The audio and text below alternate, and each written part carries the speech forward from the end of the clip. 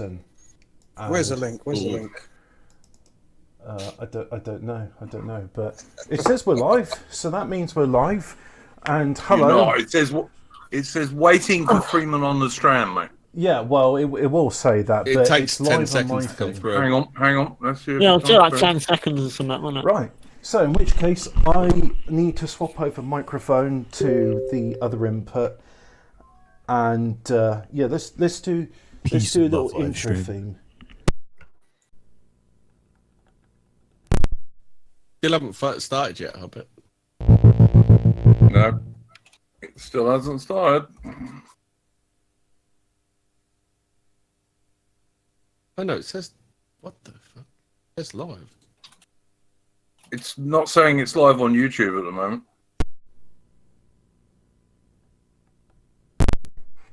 Well, according to this, it's been live for 50 seconds. Hang on, I'm gonna refresh just in case it is. I can't find it. I can't find it neither, Hobbit. It's still saying weighing. I can't see on anything, YouTube. mate. I'm fucking. Yeah, blind. have you gone into your YouTube live bit and checked that you've started the stream? It definitely says live 1 minute 15 seconds. So let me go on YouTube. Yeah, OBS will. You got to make sure YouTube. You have to press. I'm on YouTube probably didn't do the Studio. auto It says start. it's live. Can you copy that link and paste it? You'll see in the top right corner. You see somewhere near the top right. Yeah, okay, so I'll copy that. And Yeah, I'll stick. put... Right. nice Oh, there's Discord. All right, I'll put it in Doodly Pad. Where's my cursor? I can't even... My cursor's gone? Yeah, I had that the other day. That was fun. That was. Everything's Hey, failing. nice picture. Lord of the Rings. Trees There we kill go. fucking goblins. Top right corner. You see somewhere near the top right. Yeah, okay, so Yeah, I'll that's a different copy that, stream to the one that's over. and Yeah, I'll stick. put... Oh, it's unlisted for some reason. Yeah. Oh, there's Discord. Right, Aha. I'll put it in... Can I... Fool, mate, you're a fool. I'll change that to public, save. Right, so that should now be a public thing, so if I There we go. refresh my thing. Hang on, let's see if this comes. That was a fun one. This is going smoothly. I know it is, isn't it? Well, you gotta fail to learn. Succeed. Something like that, right? Well, considering that YouTube Studio wasn't even going to load until I was able to dig into some obscure thing and say, yeah, that stream I did yesterday, that's ended. Warning, the stream's current bitrate is lower than the recommended bitrate. Oh, what now? You can up your bitrate in settings while it's going because I did Oh that yeah, yesterday. the drop frames is 57%. Why is that? It's live now. Why is that so low? Top Cat's blowing his nose. Top Cat's doing the last post for us. And Come the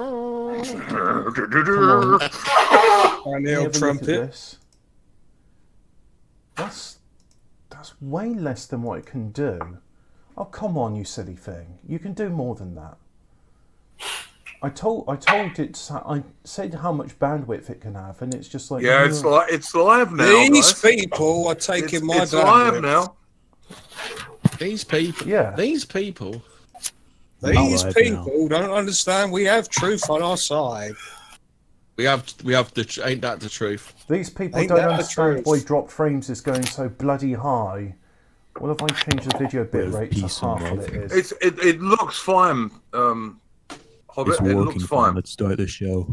Well, the show was started about 2 minutes ago. I 3 minutes according to this. I do have a little song ready for about 10 or 15 seconds. It does mean swapping over my microphone. And it's one Are we doing musical comedy, Hobbit? No, we're not doing musical bloody comedy. I'm doing musical bloody microphone. So if you will indulge me as I'm the host and this is all working. Oh, look at you! Oh, I'm the host. Look at me. And as the host, I get to do certain things like unplug The my elites microphone. are taking over. Yeah, I'm in charge. Oh, it's my ball. I'll take it. I'll take it home. It's my part. I'll cry for one too. Oh, fucking hell, I'm doxing my face, but never mind, I don't care. Yeah, you want to switch that, Duke? Yeah, I don't care, man. Fucking bass, don't care anymore. Fuck it well.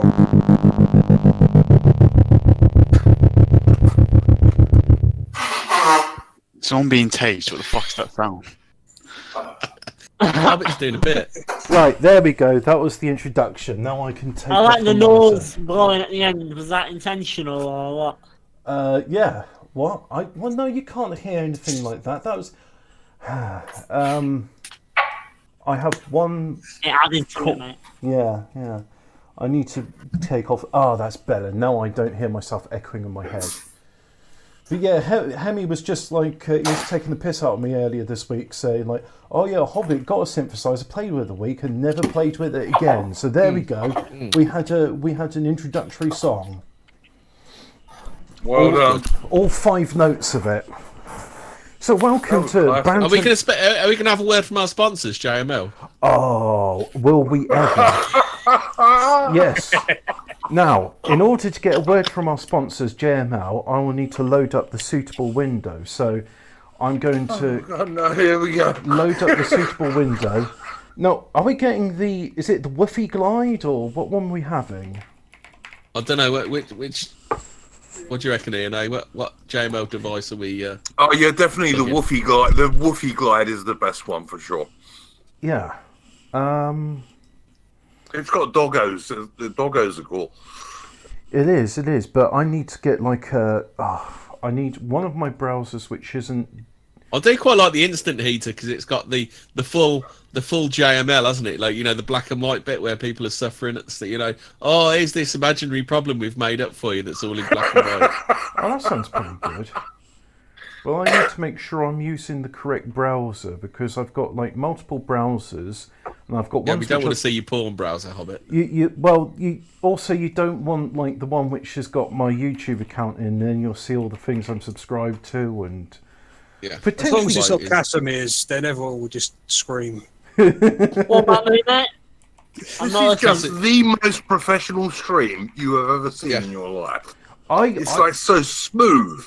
like the considering I've never done this sort of thing before. My God, my voice is really hot. Let me just change that in the OBS. Nationalism. So yeah, welcome to Banter Nationalism number 8098. 8098. And if I take 8098. if I take this and I move that to there, you can see Banter Nationalism, and it's number 98. Jolly fun Japes, because yesterday Jolly fun Japes were had by all, weren't they? Yeah. We all had a good old laugh.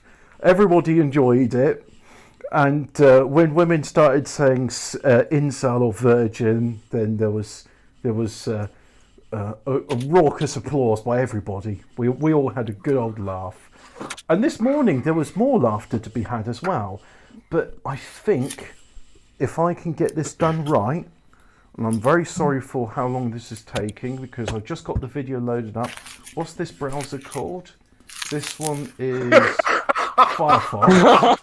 We are going to have a word from our sponsors as soon as I can figure out how to get the right window caption.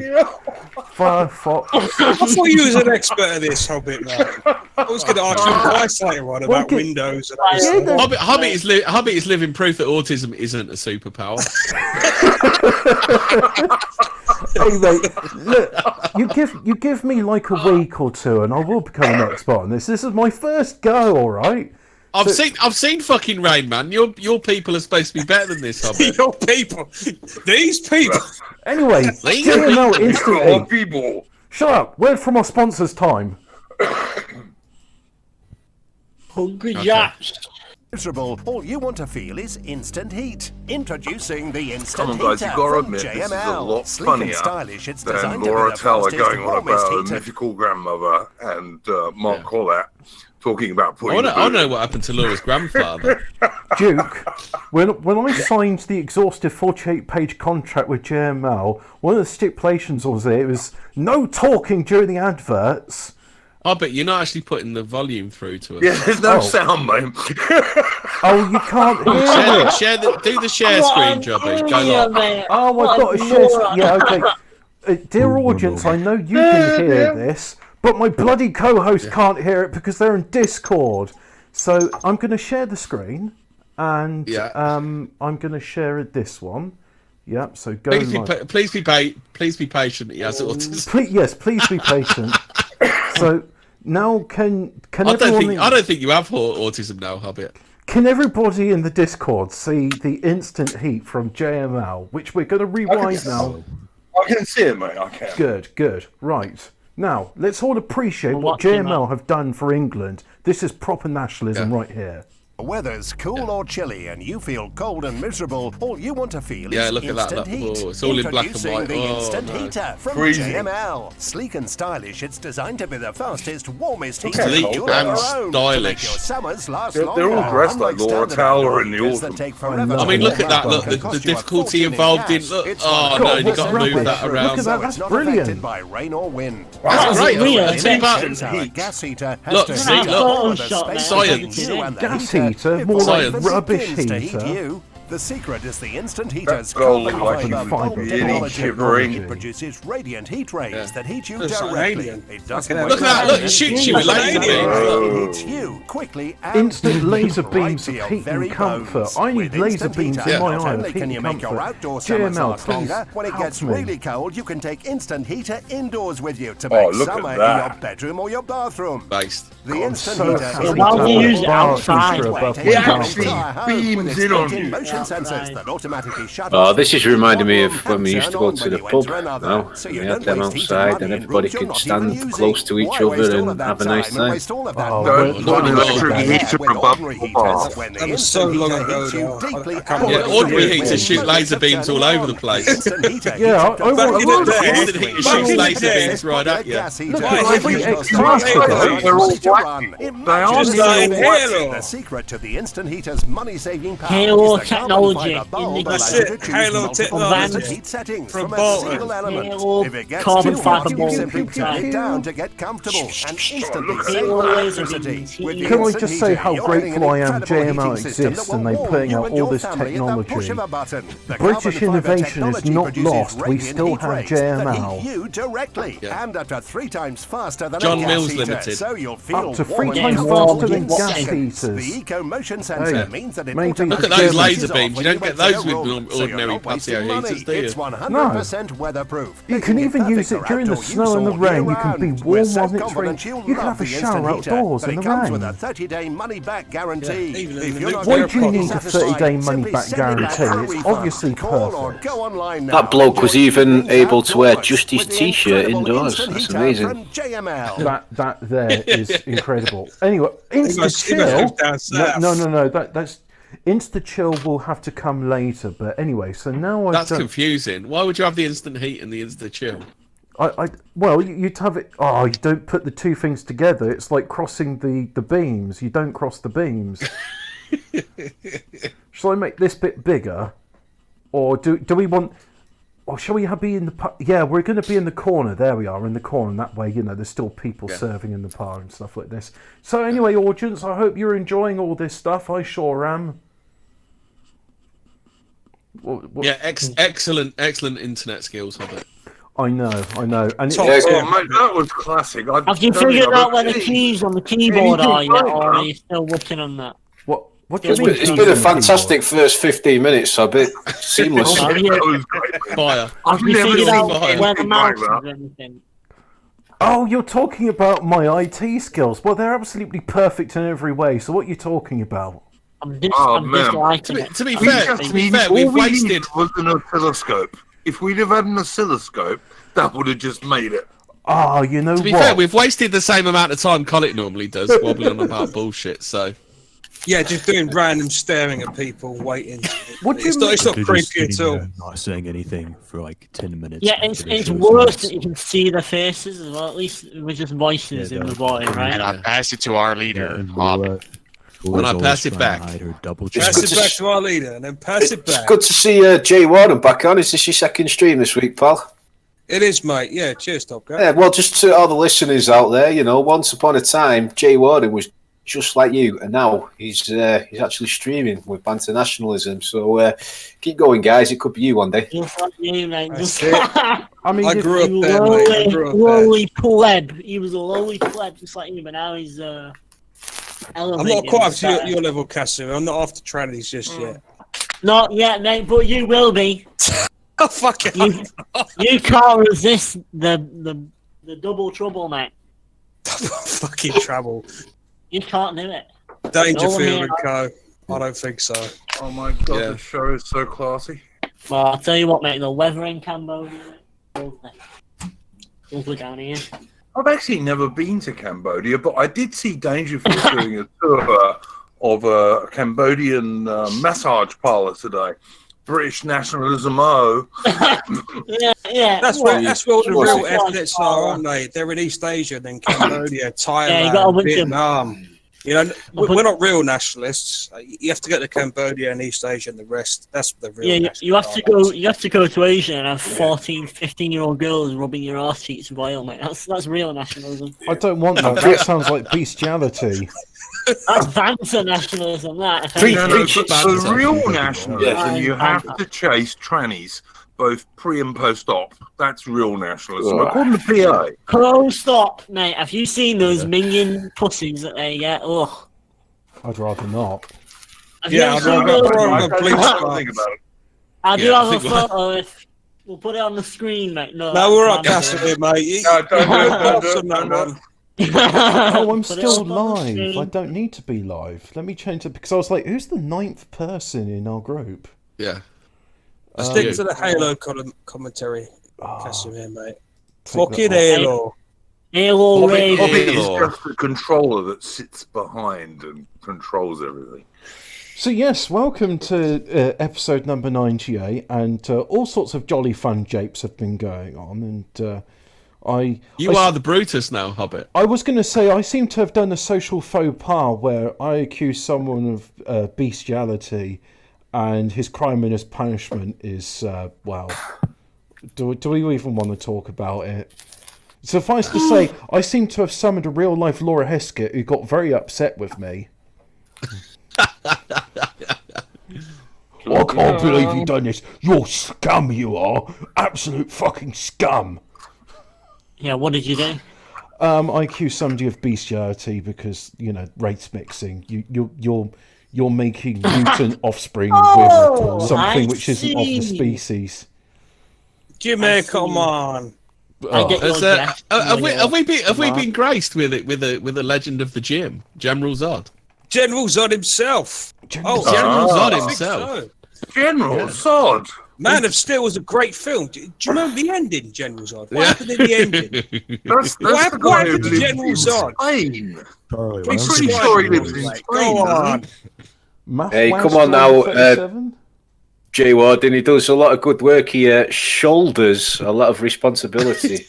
In Spain. He does. You know, he could be the top pair to your top cat.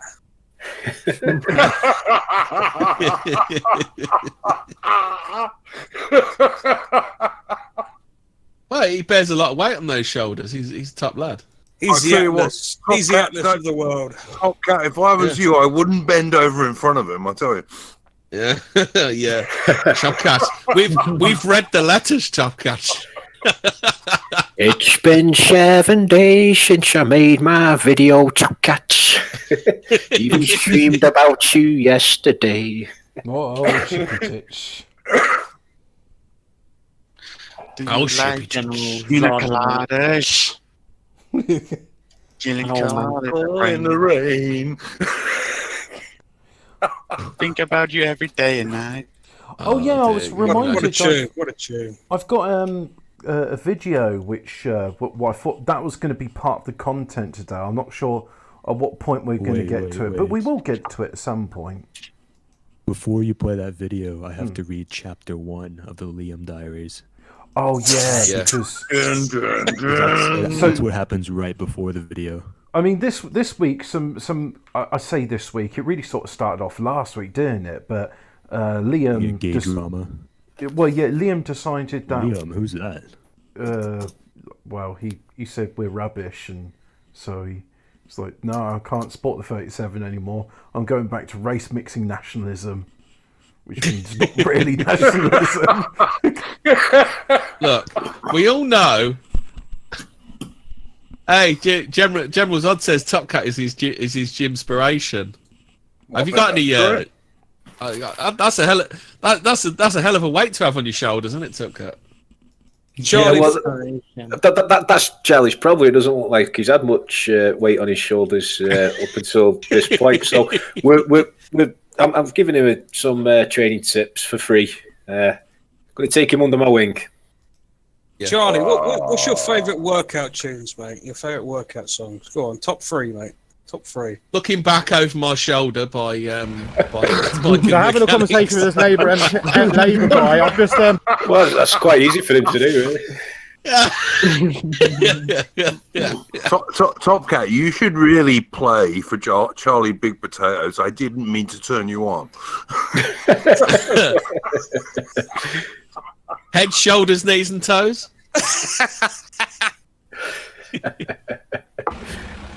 So having a conversation with this Labour guy, I've just Well, it'd just be heads, knees, and toes for him, though, wouldn't it? I mean, you know. Oh, one of Donny's favourite. Put your head on my shoulder, Paul Anka. Dear. So what are we drinking tonight, lads? I've got some Hook Norton Ale. I'm on the Badger Golden Champion. Oh, do you want to do swaps? Well, I'm drinking Plymouth gin, but that's just me. Good man. I'm being proper British. I've got some Carling, mate. Fucking Carling, son. Oh, well, I currently look like the Boomer mean with my Monster, and I'm bloody, half asleep and a bit black-pilled and what have you. But, Monster. Yeah. Oh, Shoulders to Shoulder by George Jones is a good tune as well. Is it watered down Monster, or is it real Monster? It's just the real McCoy.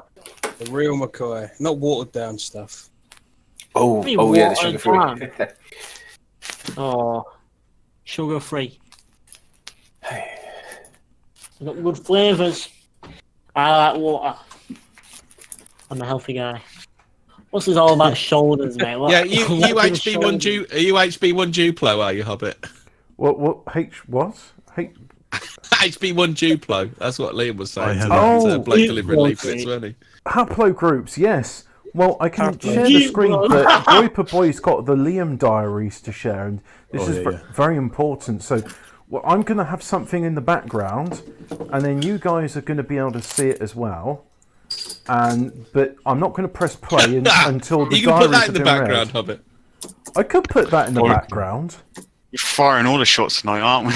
Yeah. But that does mean I would have to put yet another layer into my OBS, and you're asking me to do a lot here. I mean, bearing in mind, on broadside, mate. It's a lot of responsibility to shoulder, Hobbit. I know. It is, and you know what? If my shoulders were as skinny as the one you're showing me there, that would be difficult.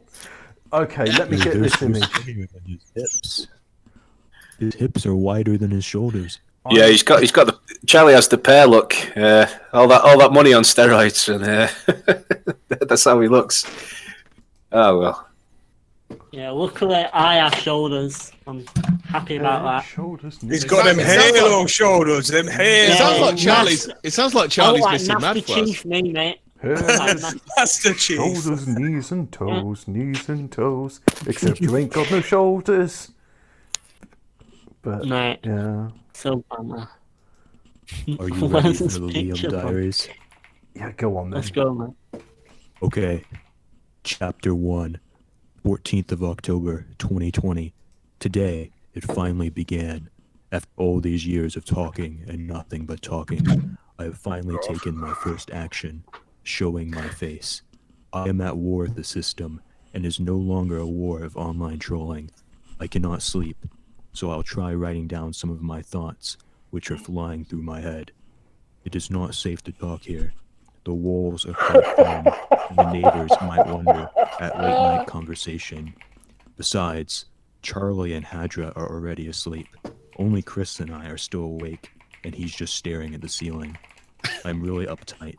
I am so jittery, I can barely sit still, and I'm exhausted. I've been up since 5:30 this morning when Charlie phoned to warn that the 37 are just LARPers, and I need to face dogs in order to do real activism. I've been keyed up and on the move all day, but at the same time I'm exhilarated. I have finally acted. How long I'll be able to continue defying the system, no one knows. Maybe it'll all end tomorrow, but I must not think about that. Now that I have begun, I must continue with the plan to wake up the normies that I have been developing so carefully ever since the National Action Prescription 4 years ago.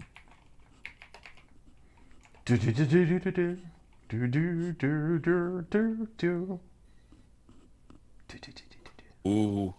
That's going down the NA route, eh? That's a strange physique for a bloke, I gotta say, it is. I didn't realise it was in the mainstream. I just saw it. Fucking hell. Oh yeah, I mean, you guys, you can't see it because I'm not showing that part of the screen. But if you look on the YouTube feed, you can see what the audience is looking at. So I see General Pear. Yeah, Yeah, Charlie, yeah, pretty much. It's like a badly developed woman's physique, really. which is that looks a bit awkward the way he's holding that bar. He's got one hand over and one hand under. I mean, yeah. Oh, you're supposed No, to do you that with do a deadlifts dead that way. That's the way. grip. If your grip can't, if it's too heavy for your grip, for both overhand, you can alternate your grip. oh, I see. Because I didn't realise he's doing a deadlift. I look at that thing and think, yeah, that's the position for doing a bicep curl. And No, it's a deadlift, mate. It's a deadlift. oh, okay. He wouldn't show how much he was deadlifting though in his video. He was hiding in the weight plates. Yeah, you can't see those, that's true. I mean, if he's got I don't muscles know. like that, he's probably Classic lifting more than plates, just the Olympic bar. But you know, I think if I was to do a deadlift, I would do low weights and lots of reps because I'd just be by myself and I'd be worried about breaking my back or slipping a disc. But I miss doing squats. But Hobbit, most guys who do weights, like, they have bigger shoulders than they do hips. Yeah, Because that's just what you get. But I mean, Don't switch. Looking back over my shoulder.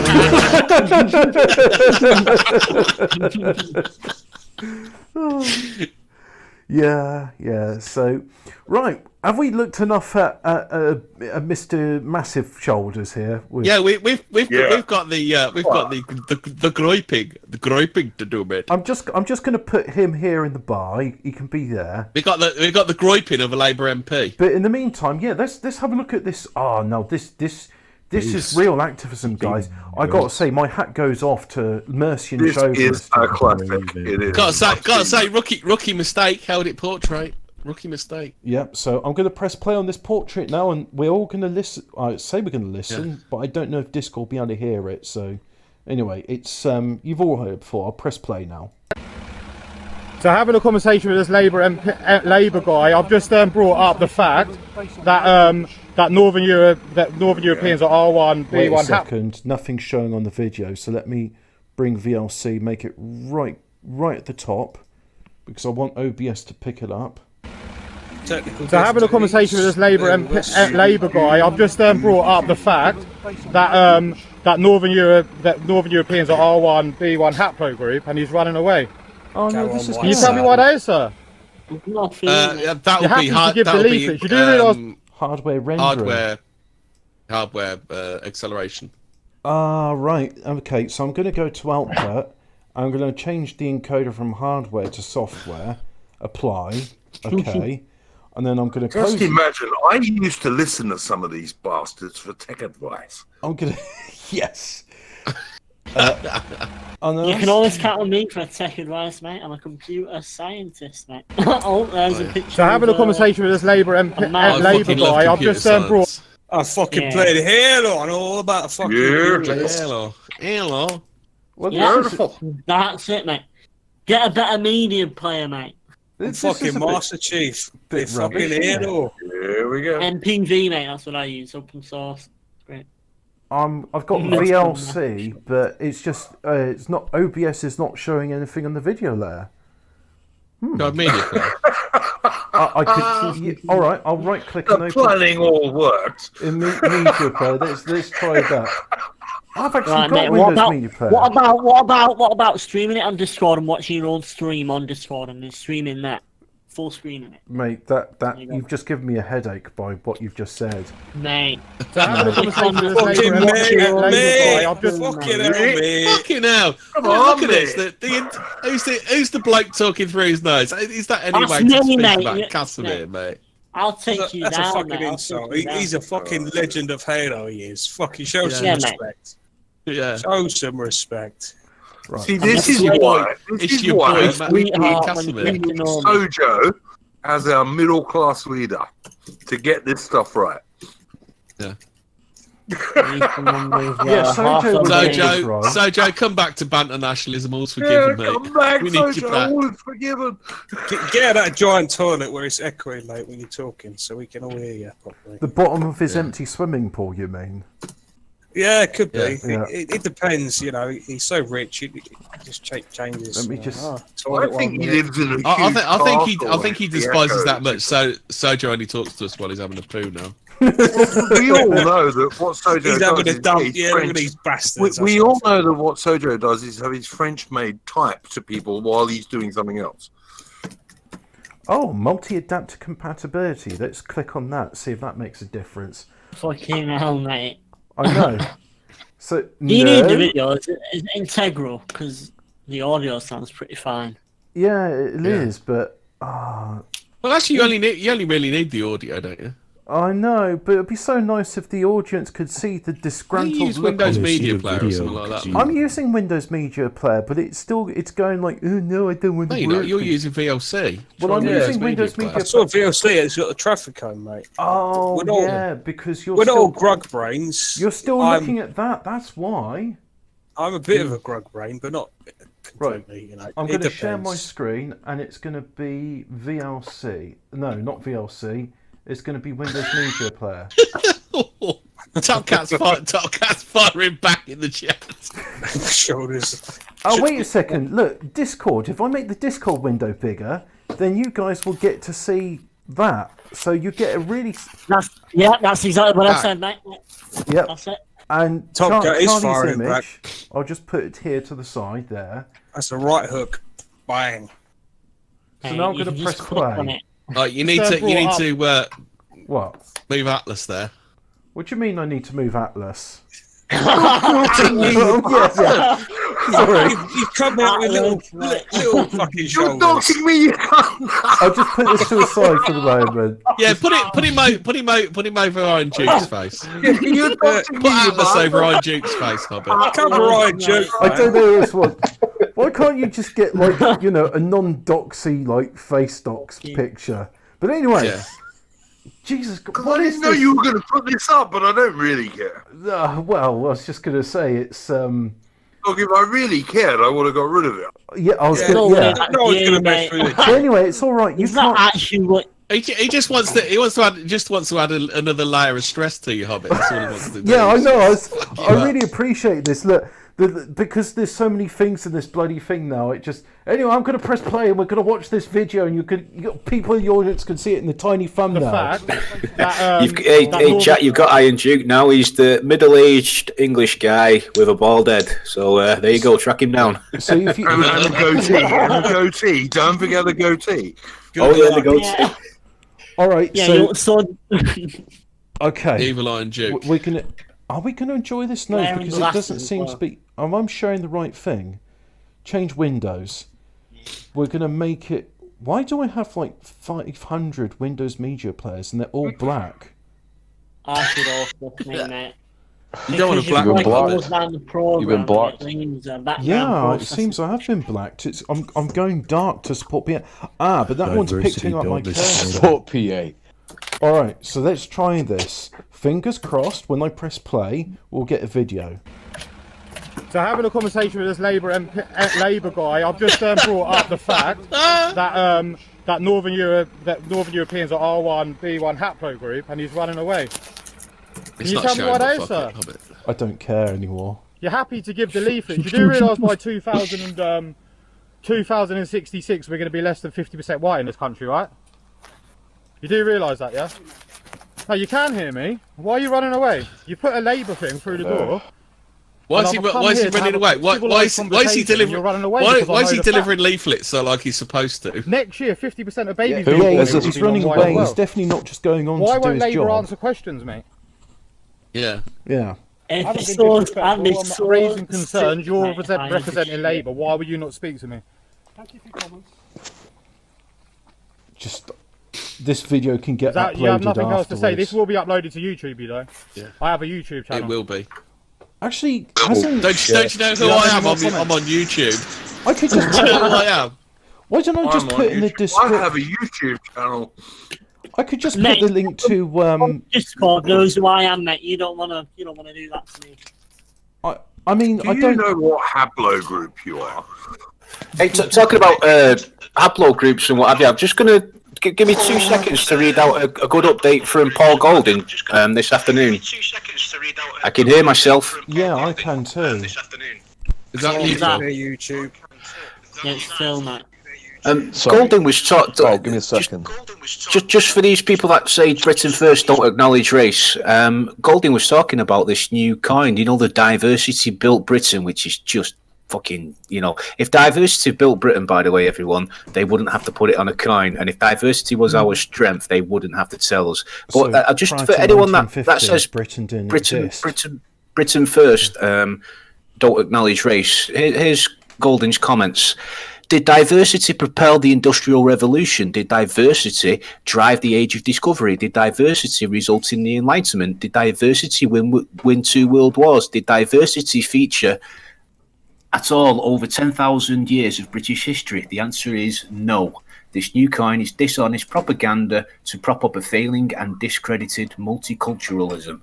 So I think that's a pretty good statement from Paul Golding today. But people have all sorts of insults for Britain first, and I have my own criticisms of them. But as a standalone statement, that's pretty good from Paul Golding today. I appreciate he's got to be serious there, but he missed a trick when he said... Top Cat, you're entirely right about everything you just said. He could have also added, did diversity create the biggest empire the world has ever seen? Because that was British too. Yeah, mate. Yeah. And he could have. And I tell you what people should do with those 50p diversity coins. Every time someone gets one from a shop or a bank or whatever, they should give them back and say, "Please give me another one." Yeah, don't want this shit. I and Duke have actually seen people have been, how good with computers people are. So, so people have, talking about the empire, they've put Britain built India on the 50p coin. Well, I saw a few of them. And they absolutely did in terms of all the infrastructure like railways and roads and dams and schools and universities. Sports. Yes, they damn well did. What about what's India's national sport? Cricket. What, cricket? Yep. Did they get that from? Actually, I'd say it's rape. They go from Cricket's England. their second most popular pastime. The best thing with the 50p's is the 50p's. But far bigger than anything Britain did for India was that we created huge, great nations like Australia, Canada, and New Zealand, and even ultimately the United States. So, I know Paul Golding was being serious with his thing there, but he really missed a trick. He could have said, did diversity win 2 world wars and 1 World Cup? Doodah. I mean, the argument they'll make is that it's a load of bollocks. Like, the reality is that up until the 1800s, like, there was hardly any fucking immigration to England at all. And if it was diverse, it was diverse of white people. In 1951, there were less than 20,000 non-white people in the British Isles. It's only diversity of white people, and England hasn't had. It's had very little immigration. To be fair, it's just a load of bollocks. It was literally Windrush, and that was the diversity we had. What was the stat about Theresa May? Didn't she preside over more immigration in a couple of years than the preceding 1,000 years or something? That's Tony Blair. No, that would have been Tony Blair for sure. Yeah, 20. I mean, they can make the argument that since the 1950s we've become better. Like it is kind of arbitrary. Listen, if I was a big rich fucking capitalist, I'd be saying, yeah, diversity's been fucking great for me. I've loved it. I've got cheap labour. No one's got an identity, so I can just sell them my shit that I sell as their identity. I'm making loads of money. Diversity's great. If you care.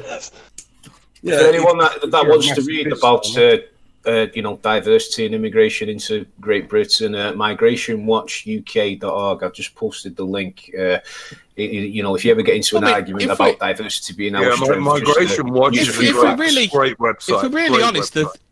If we're really honest, it's not purely about getting rid of white people.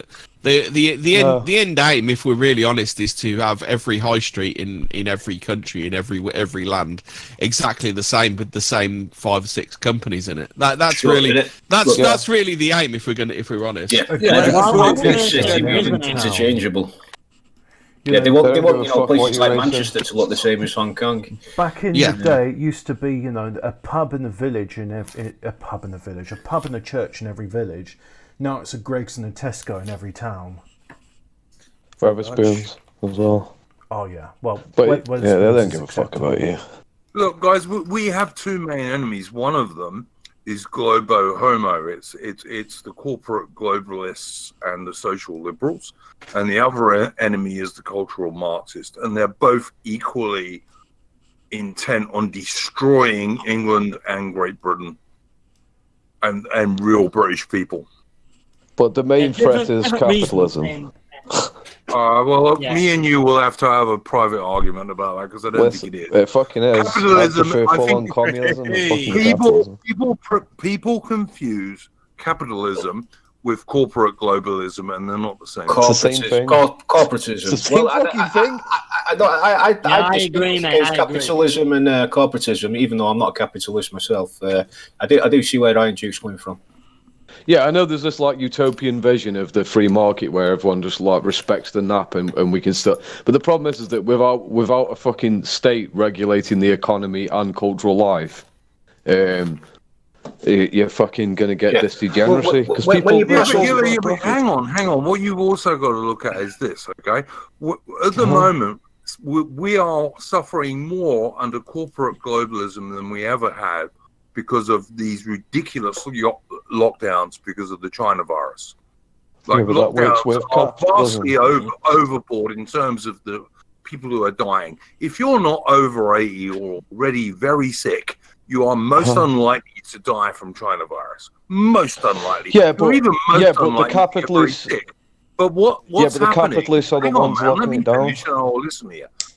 What's happening is they are closing down all of the small and medium-sized businesses in Britain and also in other countries. The small and medium-sized businesses are all being shut, and the only ones they're allowing to stay open are the multinational corporations like supermarkets and the rest of it. That is my point about when I'm talking about capitalism. I'm talking about a bloke who runs a company that maybe his father or his grandfather started and employs people who've probably worked there for 5 generations. That sort of capitalism. Yeah, okay. Yeah, but the problem is that. See, I don't think you're advocating for capitalism. You want it. You know what I mean? You will have more regulation. I'm not advocating for corporate globalism, which I think is shit. All right, okay. I'm not advocating for that at all. But capitalism, where a bloke starts a company, makes it successful, and then maybe he's a working class guy, and his kids go to better schools, and they forgive me, and they suddenly become middle class guys. That is what I'm advocating for, and that's what Britain always had until the mid 20th century. Yeah, but the thing is that when you have capitalism, right, you're always going to you're allowing people to become very, very powerful, and they get to a point where when they're only motivated by profit, which is capitalism, right, eventually they're going to say, well, I'm top of the hierarchy now because we have a free market, society where I'm a capitalist. I want to change the state because I do want cheap Polish workers, and I actually don't give a fuck about England. Do you think that every single person who makes money in the UK suddenly becomes non-nationalistic? Oh, is that what you really think? Look, I think there's a point at which borders start being a hindrance and not a help to you. Yeah, absolutely there is, Hemi. You're totally right about that. I know loads But of middle. If you look at someone like the Duke of Wellington, for example, who was a rich bastard. Now, he was born in Ireland, but he was a Protestant, so he was part of the Anglo-Irish ascendancy. But his main deal in his whole life was Britain. But what we're talking about, Iron Duke, is people like that are long gone.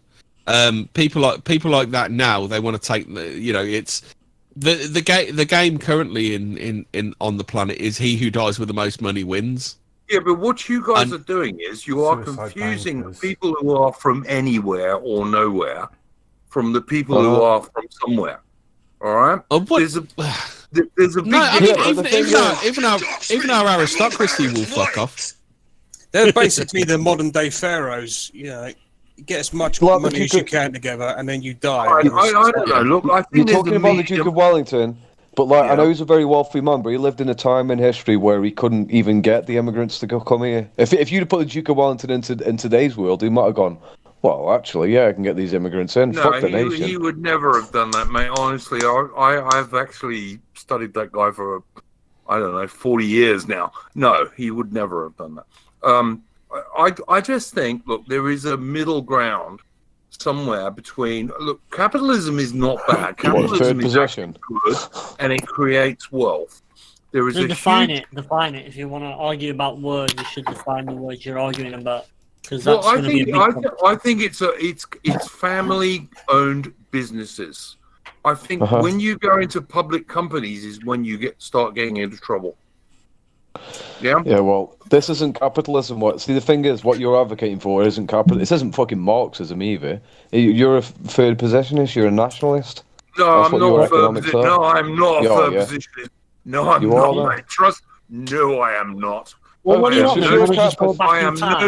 I am no sort of fascist, and I'm certainly no sort of Nazi. No, I'm not. I am not. Do you want to go back in time? Is there actually It just seems like you're idolizing history rather than making up a system. It's just like it's funny, because Britain. It's funny because England and Britain has over 1,000 years of very successful history, and yes, I do idolize that. And as I once said to somebody else, what I want to do to pinch a phrase from Jonathan Bowden is to step over World War II back into British history for real British nationalism. Yeah, but it went downhill since the fucking 1800s. It went downhill as soon as when we had fucking capitalism like Adam Smith and we started going all over the fucking world. We started becoming gay ups. It was like, yeah, fuck the nation.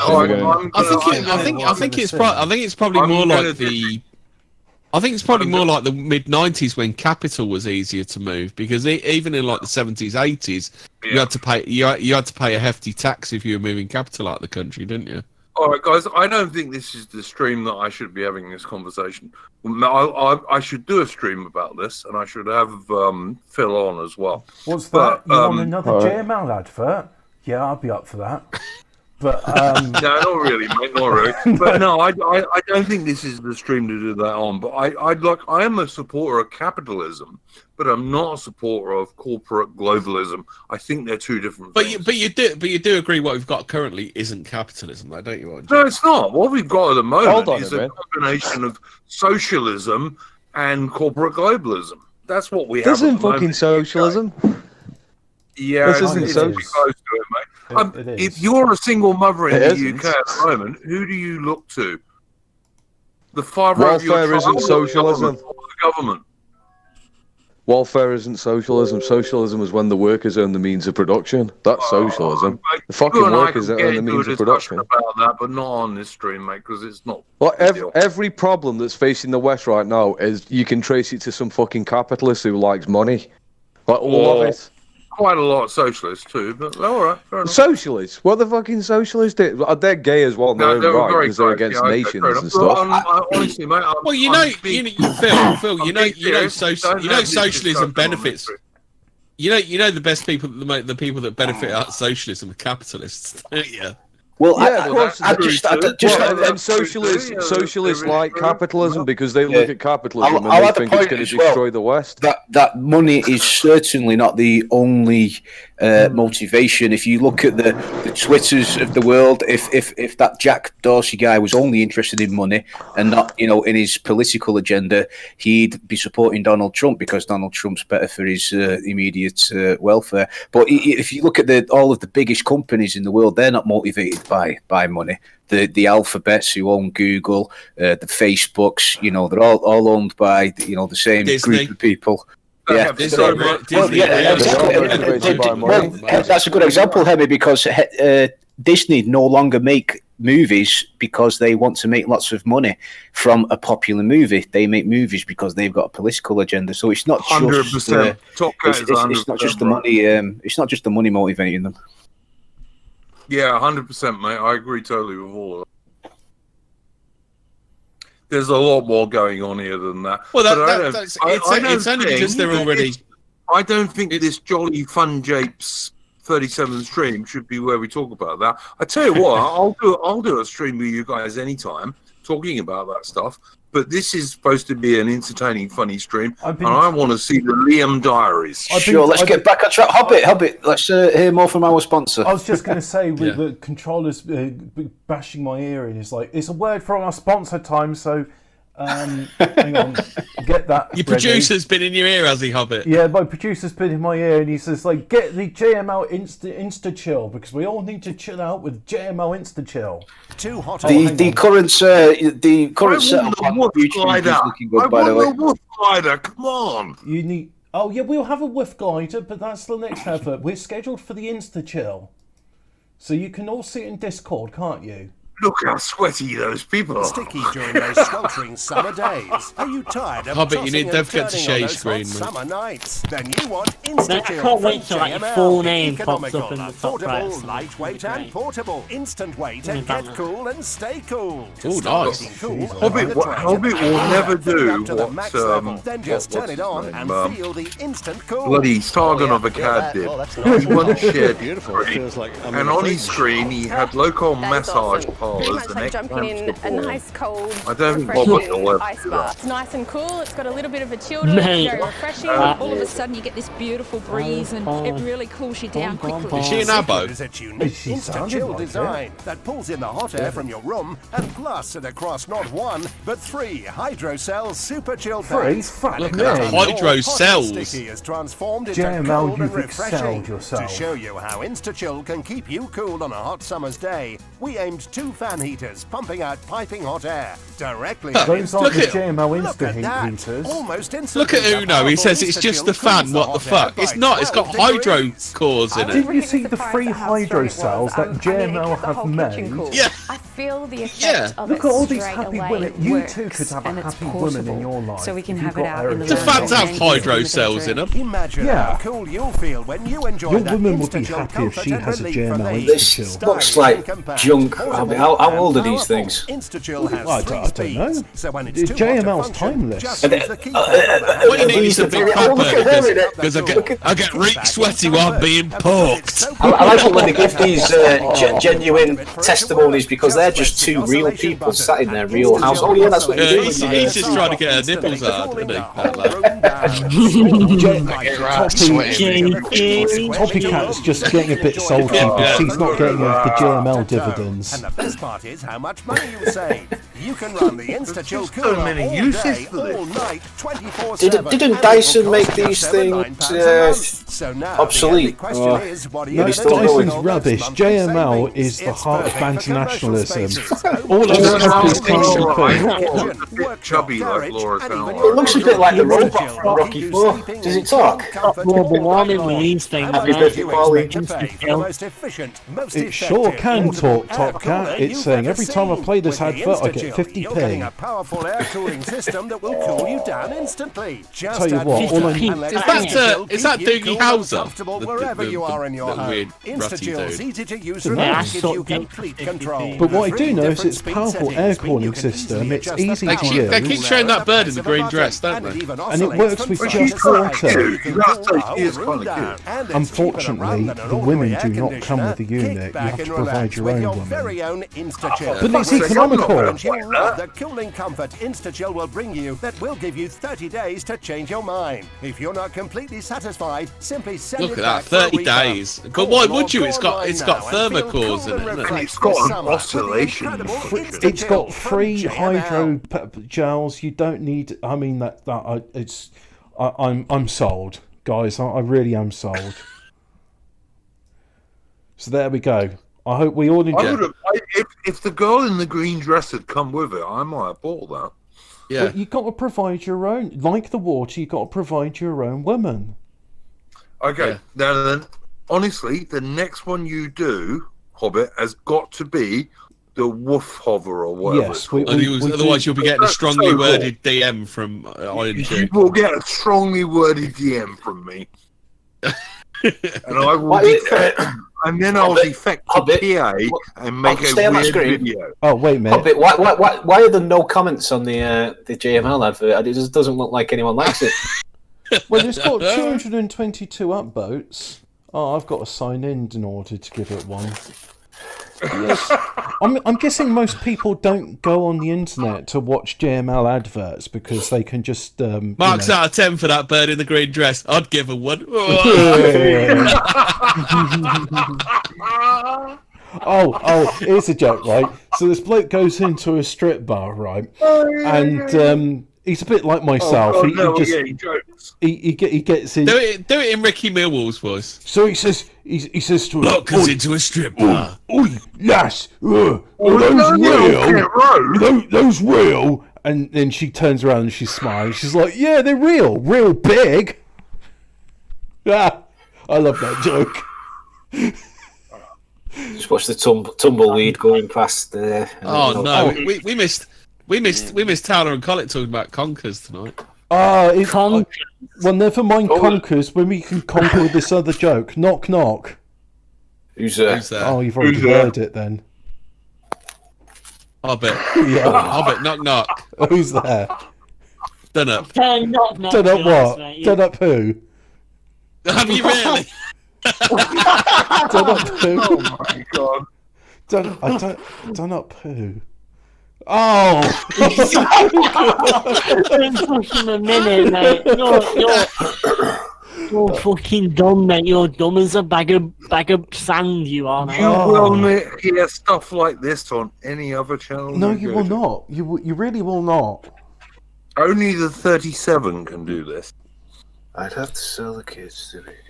Quality gags like that. This is something which you can only get with English nationalism. I mean, I wish the other European countries well, except for Moldova and Albania. They're not European countries anyway. But you won't get. Not when they come over here thieving from our perfume shops. Yeah, fuckers. Oh, that's the Romanians, weren't it? I got properly riled up. Albanians, Romanians, they're all jippos. I got really riled up with that. Just like, oh, I didn't realise it was against the law to steal in your country. Because you see, in my fucking shithole, you can just steal from anybody. Well, they get given a free house and bloody benefits as soon as they get here. Why wouldn't they think they could just walk into stores and grab whatever they want? I suppose that's right, actually. Considering how thick they are, it's just like, well, free house, free they know the benefits. police. They know the police. It's a bit like the guys who were moaning at the military barracks, where they're putting the so-called refugees. They're not refugees. They're illegal. Well, they're economic refugees, aren't they? No, they're not even that. They're illegal economic migrants because they came from France, which is not supposedly a country that's in the middle of a civil war, even if teachers do get their heads chopped off in Paris, of course. But these guys, they come over here, and people went and did a protest where they said, look, why aren't these barracks being used for the thousands and thousands of British military veterans who are homeless, rather than these scumbag illegal economic migrants from France? No answer, of course, although The Guardian said that they were all far-right protesters.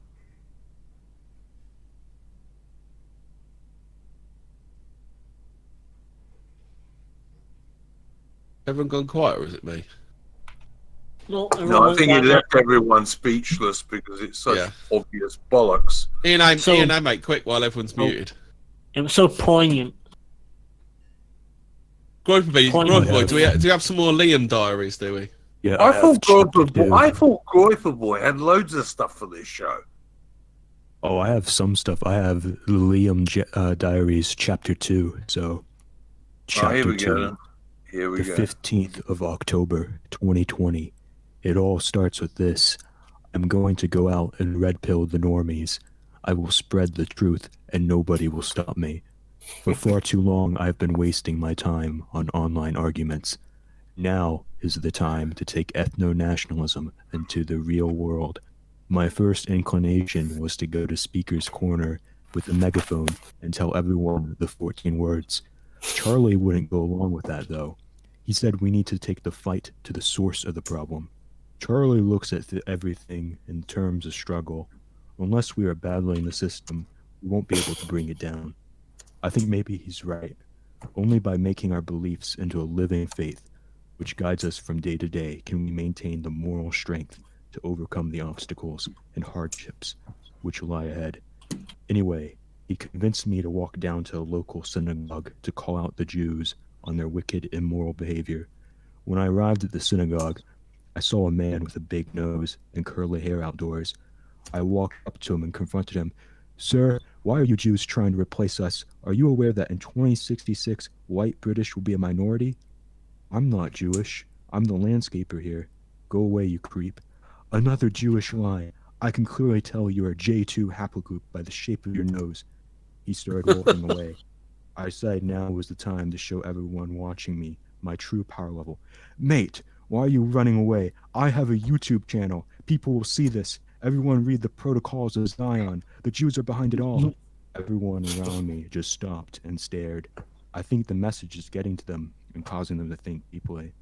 I feel great after taking the fight to the enemy. I'm going to meet up with Charlie at the pub to discuss further plans on doing action.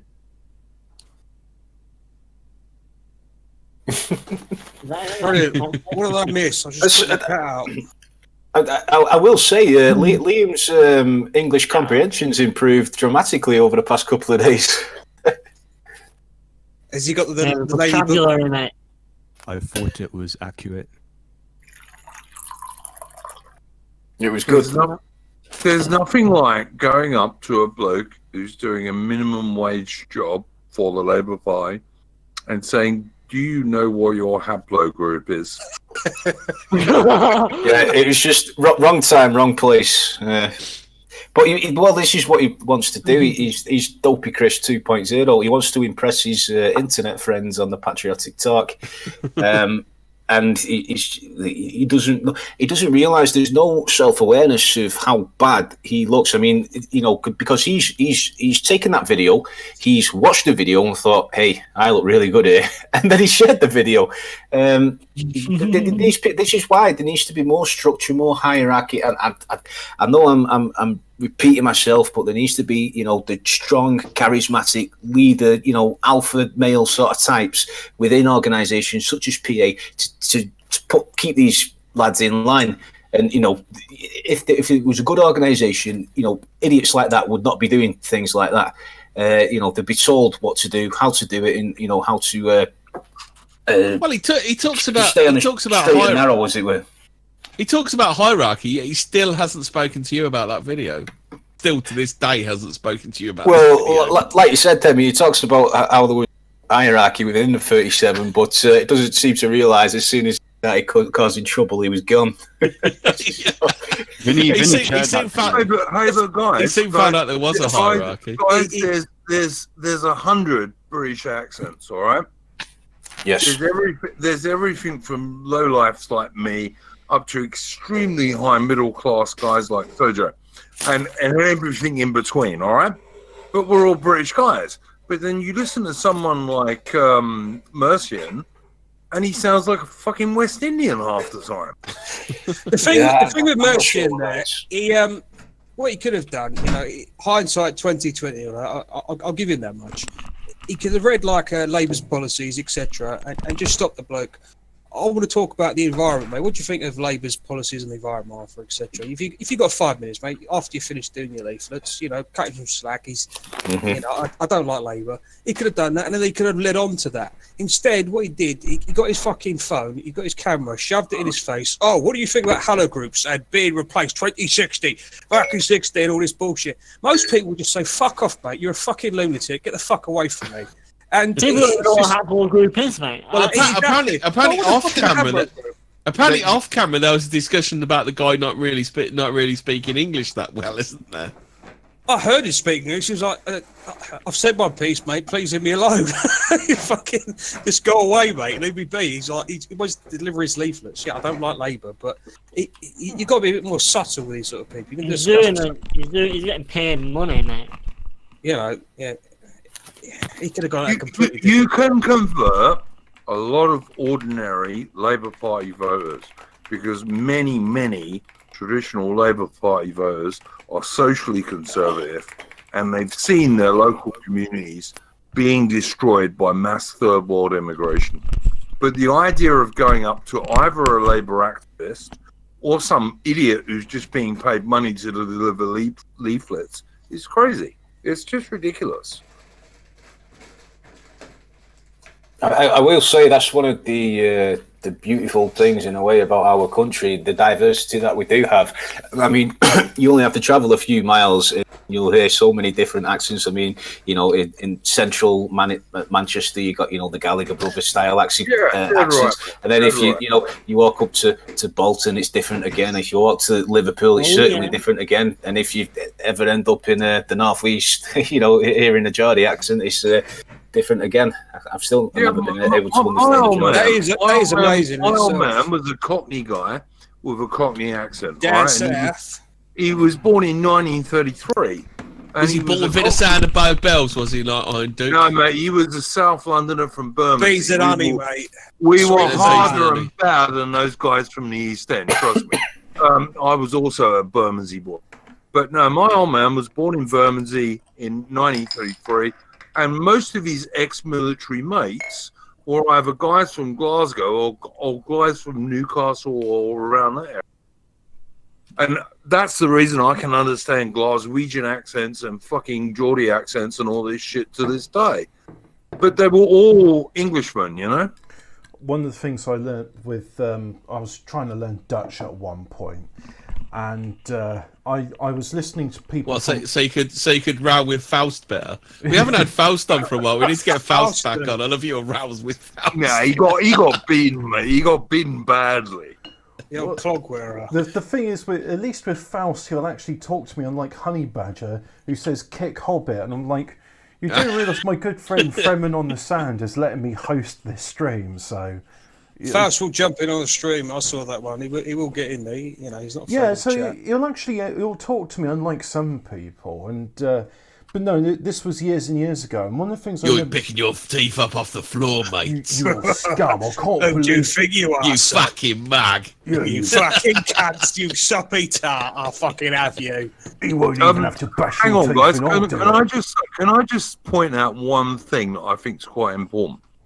There's one major difference between this stream and every stream that 37 do to most streams that you'll see from PA and those Nazi LARPer people, is that anyone can come on this stream and in the chat they can say what they like, and unless they're being absolutely vile, they will not get banned and chucked out. And yet I guarantee none of us can go on a PA stream and say anything to Mark Collette, the little 5'6" twat. No way. And we will be banned, every single one of us. That's a good point. Even genuine questions, not even sarcastic questions, I've asked, like about politics. I said, how are you going to make a political party while putting all your cards on the table? Speaking from like a poker perspective, so to speak. And I just get banned for that, and it's just like a basic question. So, I'm not. I mean, really, we need to be looking at the Tony Blair method of gaining power, don't we? You just say one thing and do the complete opposite. Basically, two-faced. Yeah, that's how you. Yeah. If you want to get power, you have to be pretty much two-faced and be happy. Manifesto. What's that? Manifesto. Yeah, they're right. Promises. What's a promise? I don't know what that word means. But we don't censor people on the 37. I do. Like, because we're British guys, we don't. We're real British guys. We do not censor people on the 37 by and large, unless you're saying something absolutely disgusting. You will not. Hobbit is an expat that goes to and fro Belgium. He only censors people when that doesn't exist. Doesn't happen. Last year, I was going all around Hobbit only Europe. censors people in Belgium. When he's in England, he never does. But We've actually got 37. We've got 37 viewers right now, so 37 in chat. So can the reason I was mentioning like the Dutch stuff is people from Rotterdam sound like people from Newcastle. It's just same accent, different language. That sounds vile. No, really, it is. Imagine the Dutch going like, "Why, hang on, good day, man." The Dutch. Do you remember Julio Giordio from the Fast Show? Yes, I do. And then gone down the tune like. Wasn't Auf Wiedersehen Pet just like, wouldn't it be funny if we had these Geordies speaking German? That was quite a good show, actually. I didn't.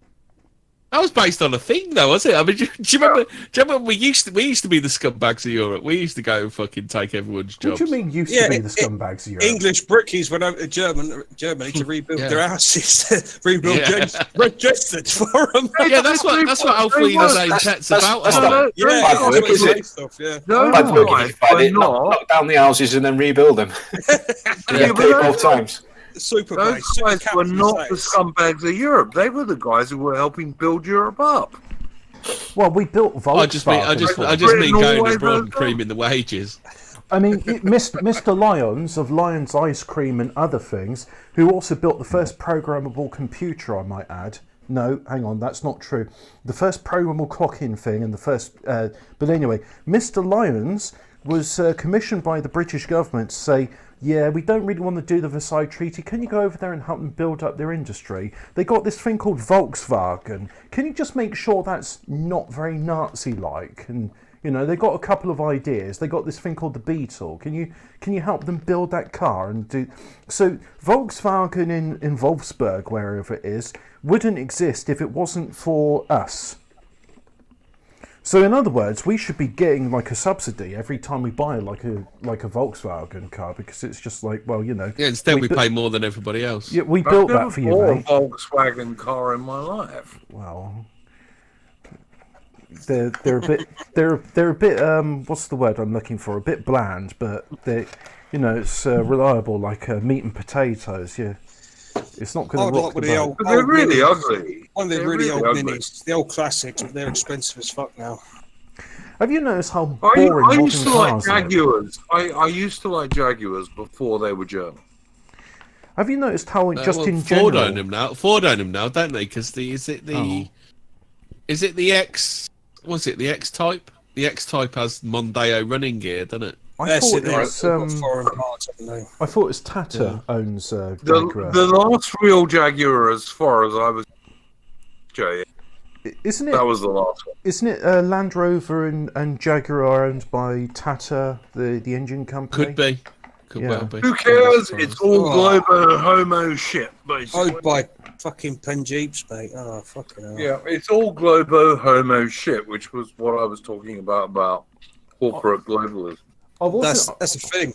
By British the way, manufacturing. This isn't a sponsor, but I'll still mention them. I was looking for a toaster the other day, and I wasn't exclusively shopping British, but I looked at the features and price of the toaster I got, and it was made by Tower, which is still a British company. So, you know, if you're looking for a good toaster, I can recommend Tower.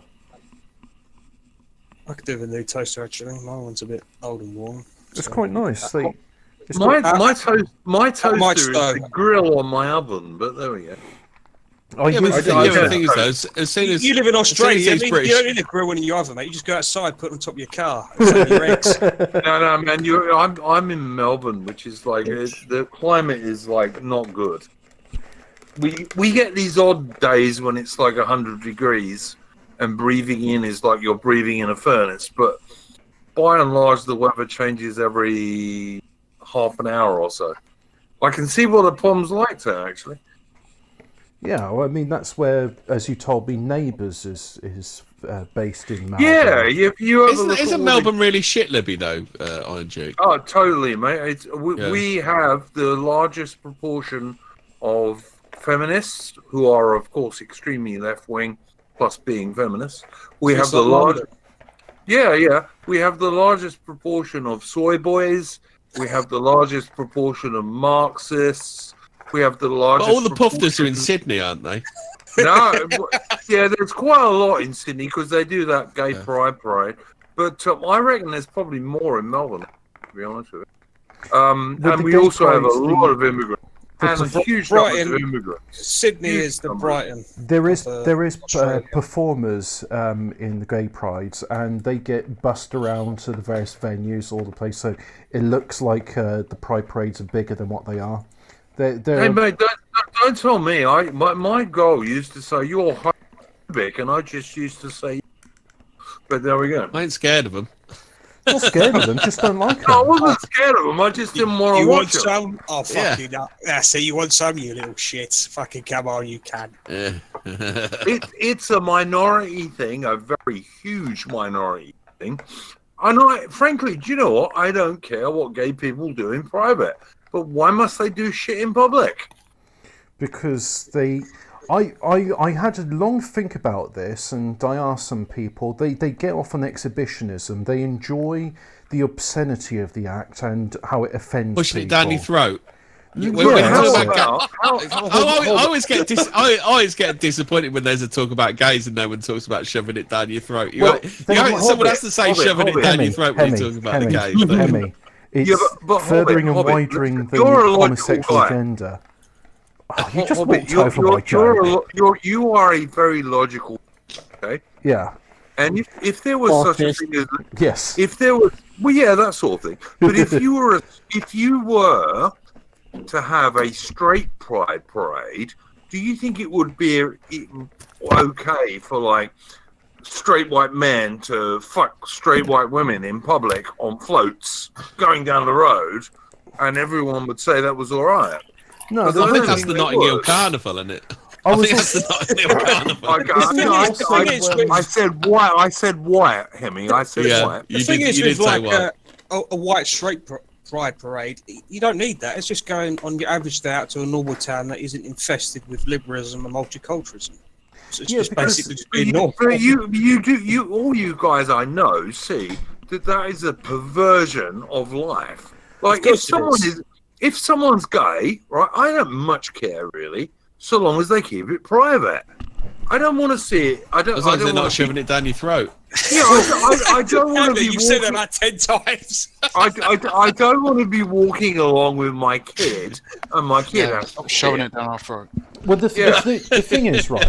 A straight I know where you're coming from here, mate. A straight, about sort of Victorian times. A straight pride parade is quite inoffensive because what it is mothers going out to the shops with their It's 1965. No one would have allowed gay guys to go around with dildos and all this kind of shit in front of children. Yeah, of course. It's still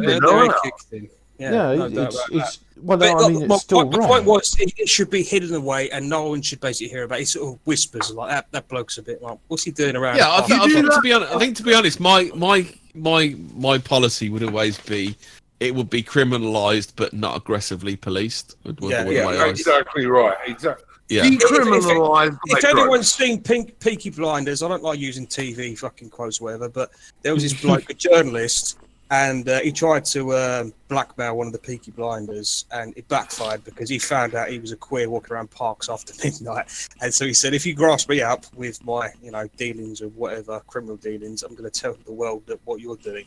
That's basically how it should be. It should be something no one ever hears about, apart from like, what the fuck? What's Well, that's why gays weren't allowed in the Secret Service and things like that, because it's a blackmailable thing. That's it. You could blackmail them. Yeah, exactly. It is criminalised. The fact that you can't have sex in public, it's called public indecency. And unless you're gay. Well, even then, it's still public indecency. Because if you walk around, but they never enforce it. Hobbit. They never enforce it. It's selective enforcement. Because I mean, the fact is, you could just be by yourself. You could be walking around naked alone with an erection. That's public indecency. But the point what about is, the what's his name? The naked rambler. He's forever being locked up, isn't he? Well, yeah, that's it. And the thing is, he's not going around masturbating, which unlike some people.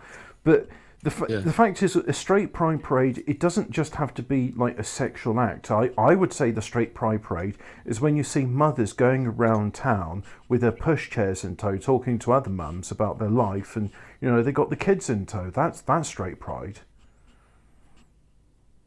And what's what's not straight pride is when you see the likes of Millennial Woes, who was a big time gay guy who can't even remember how much gay sex he had, and people like Dangerfield, who says he's had sex with both pre and post-op transsexuals, and those guys are totally PA supporters and white nationalism ho.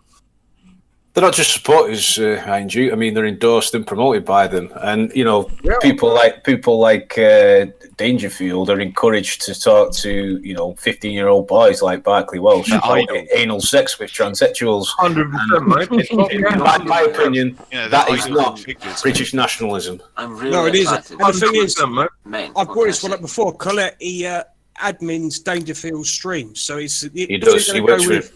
That's it, mate. The old guilt by association. They tried to pin this on the 37 other people. So how come Colette is not held to the same standards? He admins his fucking stream, for God's sake. And if people have seen his videos, bloody hell, crack diaries, etc. This is yet another thing Liam got horrifically wrong. They had their hooks into Barclay long before I met him. All I did to Barclay was trying to offer him some advice.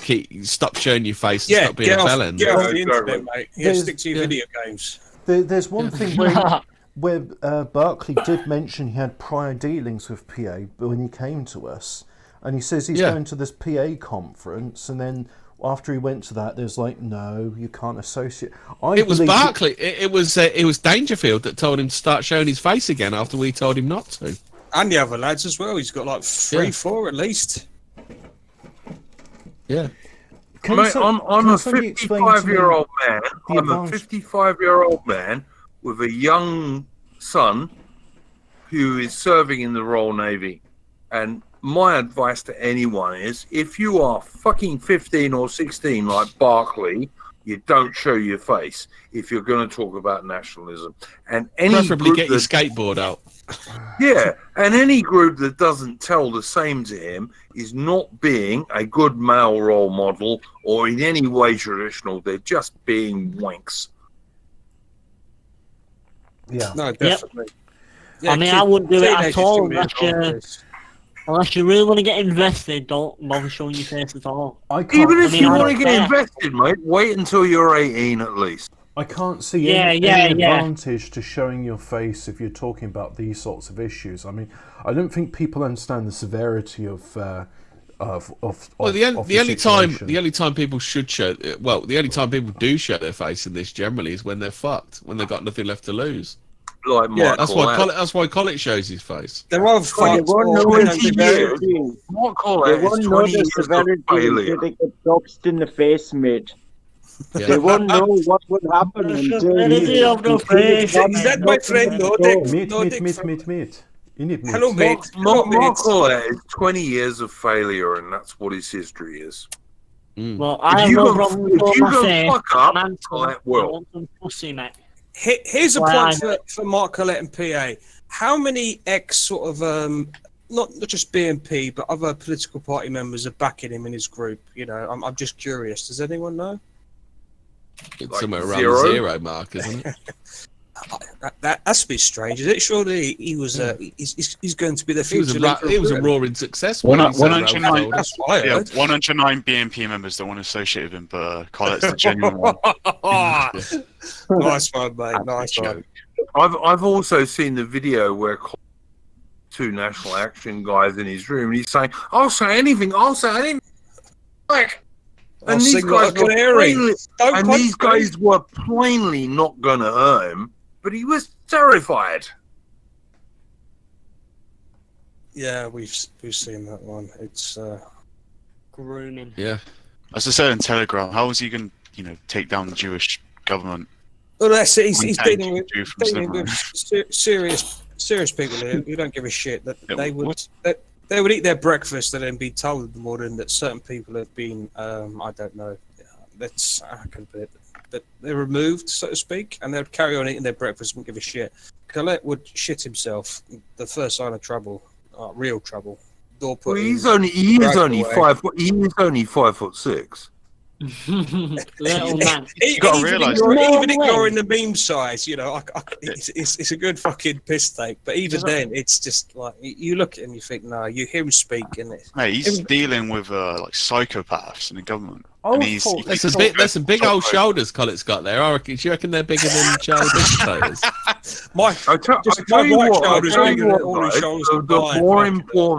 The more important thing to look at is this: is milk toast people and all the rest of it. And do you know why he can? It's because he is allowed to. And what that screams to me is ineffective. No, it's not. He's ineffective. No, it's not. No. Well, no. Are you going down the route of he's a paid asset, so to speak? Yes, absolutely right. I think that's much more likely. I really do.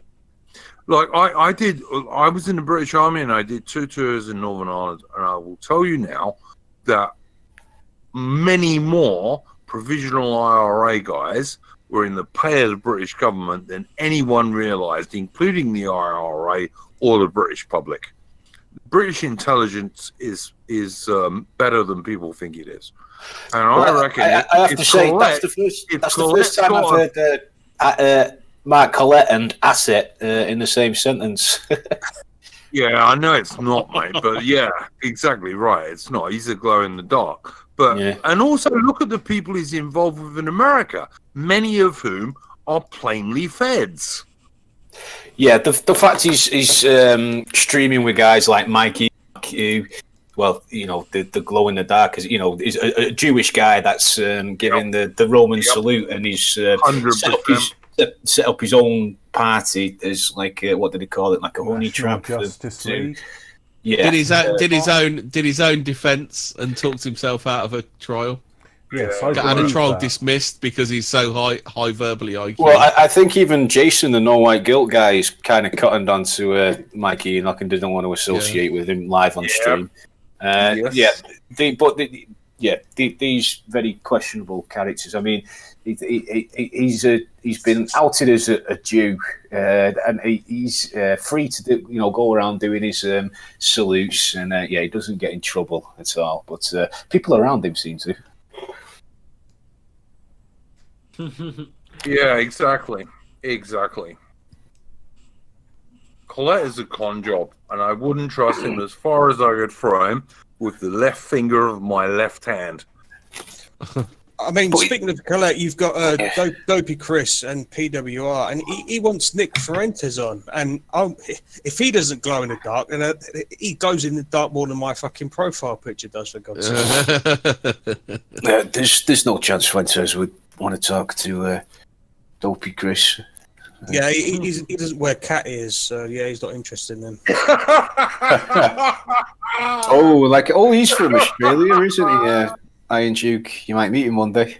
Mate, I'm never going to meet him, trust me. I don't move in those circles. Oh, speaking of that, I was listening to Fash the Nation earlier, which is a TRS podcast, and they're circling the wagons around Woes and Collett. They mentioned both Woes and Collett in a positive manner.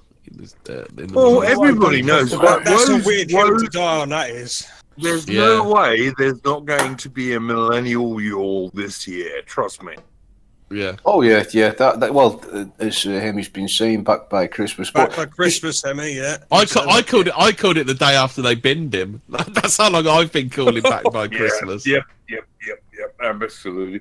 Yeah, I used to like Woes. I didn't realise that he used to boast about how much gay sex he had. That was what turned me off him. I just went, what the fuck? Yeah, it's an old clip. Yeah, you should watch Brutus's old videos about him. He's got a lot of clips on Woes. Yeah. Man, I don't know, man. Hasn't Brutus deleted a lot? I really don't want to know about their Most of them private are lives, library, and I I think. wish they wouldn't discuss If you it. go on Brutus's library, they're all on there. So how about still we do. don't discuss the private lives of Woes and all the other fisting agenda. We're not trying to further and widen the gay agenda here. Yeah, we want to stay away from that. I would say that most 37 guys, apart from there is one bloke called Rock, who is absolutely gay, but apart from that, everyone else is 37. How long have you been waiting for that moment? After all the abuse for months and months and months, he's just, you know, Mate, I thought about doing that weeks ago. I thought about doing it weeks He's ago. lowering his guard. He's like, yeah, that's it, straight in there, right hook. No, I bang. thought about doing it weeks ago, but I didn't think it was worth it. But Rock is the only gay guy. And apart from that, everyone seems pretty straight. Oh, you can't pick on Fat Henrik Palmgren like that. He's an androphile. He likes your big muscle. We all like Rock over Purple-aki. here. I mean, Rock, if you're listening, and he's probably not, got nothing against you. I just really wish you'd sort out your microphone. Speaking of which, JML is going to sort me out with a new microphone because my one sounds a bit shit, doesn't it? Yeah. JML. It does. I can barely hear you, Hobbit. I can hear his... I was going to say, Yeah, mate, is it time for... Having you on it sounds perfectly all right. No, you're missing the Did trick. JML not do a microphone? I would have thought they'd do a microphone. Well, I can tell you something that JML did, the Wolf Glider. Is it time for... Wolf Glider, this sounds come good. on, let's have the Wolf Glider. I want to see this. Yeah, Sponsored by Woes. We're sponsored The Wolf by... Glider is cool. It's about JML. dogs. No, that's the Puff Glider there. Yeah, no, it's the Wolf Glider is about dogs. It's cool. Yeah. Waze likes the Puff Glider. So, all right, I've got to bring up... I thought it was the genital warts glider. No, we're going to have the Wolf Glider from JML. The Wolf Glider. Now, this is cool. I'm thinking of getting my dog. Of the same old toys. God, look how sad that dog Look is. at that in black and white board. Good, I'm actually thinking of getting my dog one. I'm And he's sitting on my lap at the moment. I'm thinking of getting a dog and then getting... Oh, I have one of those. Do rainy days Tennis leave ball, your tennis dog ball. What, for yourself, I mate? don't know.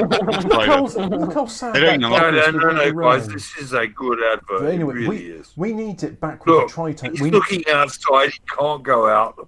Are your Look, dogs he's bored of depressed. The same old toys. Bloody Or hell, do I rainy want to go days for a leave your pet walk. restless and wanting Oh, exercise. they're so sad. Don't always have the time to give your pooch the attention they need. Neglect. Now there's an easy Just way a to keep your boring dog tennis active ball. and happy with the Wolf Glider. Look at that, it's all from colour, JML. it's the Wolf sliding, Glider. gliding dog Come toy. on, play with Soft me, and safe please. for indoor play. Your pet will love chasing Oh, Wolf Glider around the house all day long. Wolf Glider is the new dog toy. Oh, I'm so happy he is. That dog was heading for the wall then, weren't it? Colours and pattern. Wolf Glider is specially designed to encourage chasing and pouncing. Why is this in dogs bitch of sitting all on a ages, sofa and helping not playing keep with your a dog? active and Oh, healthy, she's playing all now. without leaving the house. Look how The happy soft she rubber dome is. has been cleverly Look how happy the constructed. dog is. Oh, look at the Oh. doggies. They're so good. And the resilient rubber now she's bumpers playing prevent for him. Wolf Yeah, Glider cool. from bouncing up and damaging furniture, keeping your home this scratch and looks mark fun. free.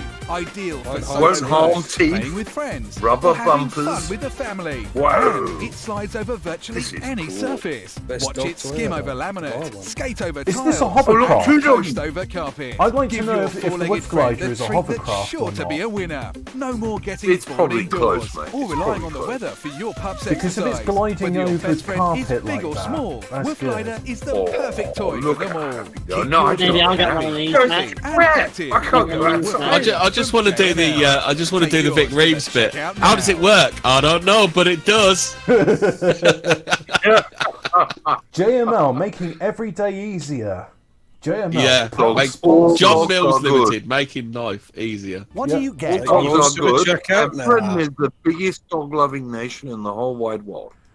Absolutely. I don't know. Don't the Koreans love dog? Yeah, they like to eat it. Well, that's another point, where multiculturalism doesn't work. We have a relationship with animals that other cultures just do not have. Well, and the animals sense it as well. I know another country that loves dogs. Don't they love dogs in Cambodia? Yeah. I can tell you. Well, I know a man that loves dogs in Cambodia. Oh, fucking hell, you're talking about Dangerfield again. Just a brief mention. Dangerfield, stay away from them Jack Russells, you fucking bastard. I tell you what, I've got across Jack Russell. If Dangerfield came near him, I'd kill him. Well, your Jack Russell will do the job for you. But that's it. He'd rip it off and be like, I was going to say, I mean, toy. Once the Jack go, it'll see just. I wouldn't let him do that because he'd get poisoned. You're right. I'll tell you what, if ever I'm having a bad day, I'll just put on one of the ratting videos where you see Jack Russells tearing after rats in a field and in a farm, and that's ever so sad. I mean, you can see there that they're born for that role. But one of the things, Portugal is our longest standing ally. They've never rescinded the relationship with United Kingdom, and the Portuguese have a good saying which I agree with. Hashtag not all Portuguese. The Portuguese, not all paedophiles. The Portuguese say, never trust a family which doesn't own a dog. Quite right. 100% true. And you know also, the other thing that one of the reasons that so many children have allergies today is because so few families have pets. Like back in the day, you would find that people had dogs, they had cats, they had fucking guinea pigs or chickens or whatever, and kids didn't get allergies. Now, because children have so little contact with all these animals, that's why allergies are exploding in the Western world. Yeah, kids don't even pick their nose and eat it anymore. That's exactly right, mate. Don't That's play good this. Nick Fuentes does. Disgusting, but apart from that, yes. The Mexican child, Nick Fuentes. Back in the day, I used to, when I was working on my great uncle's farm, I'd be shoveling cow shit all day. It's like, I always get choice in like the chores I could do as well. It's like, do you want to go and get the eggs from the chicken coop? It's like, no, I'd rather work with the cows. And it's like, well, they do need to be mucked out. And it's like, yeah, sure, give us a shovel, I'll do it. It's like, you'd rather shovel cow shit than, and it's like, I can't stand chickens, I hate the way they smell. I love your cows, they're ever so nice, they never bother me, so I'll look after the cows. And they were happy to do that. You can chase them as well. Yeah, it's funny because watching them run away. My great uncle's wife. 99% of kids, if you let them go and do stuff with like dogs or horses or cows or chickens and stuff, they want to go and do that because kids like that shit. Dangerfield does stuff with dogs if you let him. I think if it's a choice between that and iPad, disgusting bastard. But yeah, you're right. Yeah. If it's a choice between working on a farm and iPad, they'll pick fucking iPad every day of the week. Kids? Nah, man, you're not right. You're not right. Well, if they know them. This day and age, I don't know. I mean, you might be a point, but one of the things I always enjoyed on. I wonder how many kids these days own a pair of Willies. For a starter. That's a good point. Only middle class kids. Working class kids can't afford them. Not a lot. I bet Sojo had Hunter Willies when he was a kid, didn't he? Yeah, little bastard. And a fucking one of those coats as well. Phil, when my little boy was about 4, I used to sit him on my shoulders and walking through the woods. And what he used to like me to do was to tell him stories about all the animals in the woods. So I'd tell him stories about Mr. and Mrs. Magpie, Mr. and Mrs. Rabbit, Mr. and Mrs. Badger, and all that kind of shit, that you talk to kids. And what he really wanted me to do at the end of it was to take him to this field where there was a gate where he could go and feed the cows. And he vastly preferred doing that than doing any shit on a computer. He was 5 or 6. He wasn't older than, but when he was 5 or 6, that was the main thing he liked to do. Yeah, but if I would have said, do you want to play fucking Sonic? he'd have been like, yeah, fuck this bullshit. Yeah, well, my son wasn't allowed to play Sonic when he was 5 or 6. Let me cast my mind back. It's like, do you want to muck out the fields and play Sonic? I think I'd rather play Sonic because that's in the warmth cold. But it's like, you can play Sonic after you fed the cows. I would do that. Yeah, yeah, that's the deal. Yes, that's the deal. Yes. Yeah. You've got to like parents are responsible for their kids, ain't the fucking government, it's parents. It fucking is. It isn't the parents. Like the government creates the situations for why the parents are the way they are. Generally speaking. Nah, man, I disagree. Like your kids are your kids. They're not the government's.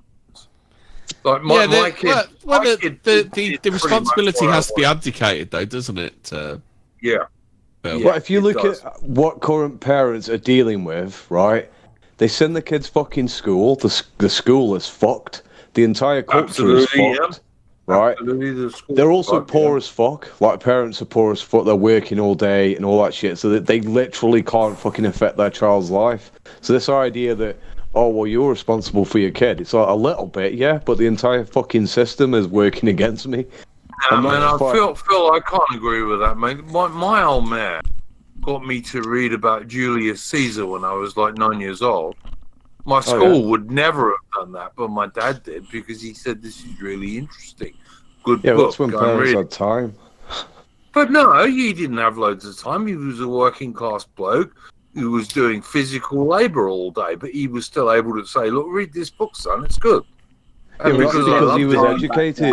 He was educated. If you've got a kid who's not fucking educated, if he was self-educated. You're talking about a different time, though, Iron Duke. We're not in your childhood anymore. We're in the modern day childhood. The way that the system's designed so that the government is the ultimate carer for your children, not you anymore. Well, I would never accept that. I would never accept that. What Duke said, there is collaborating evidence for it as well. Phil will back me up on this. When your kids go to school, the teacher will ask them, have your parents been teaching you bad ideas? Have your parents been smacking you to discipline you? They will get you your children to grass you up because your children don't like being told off, etc. Yeah, exactly. And there's other shit as well. It's like it's like the cultural shit as well. Like, you know, my daughter's becoming a teenager, and the fucking music out there, all music today, even if it's aimed at kids, all of it is fucking so degenerate. It's unreal. You have to turn into a fucking Puritan where you're like, music's banned. Sorry, fucking music. Phil, this is another.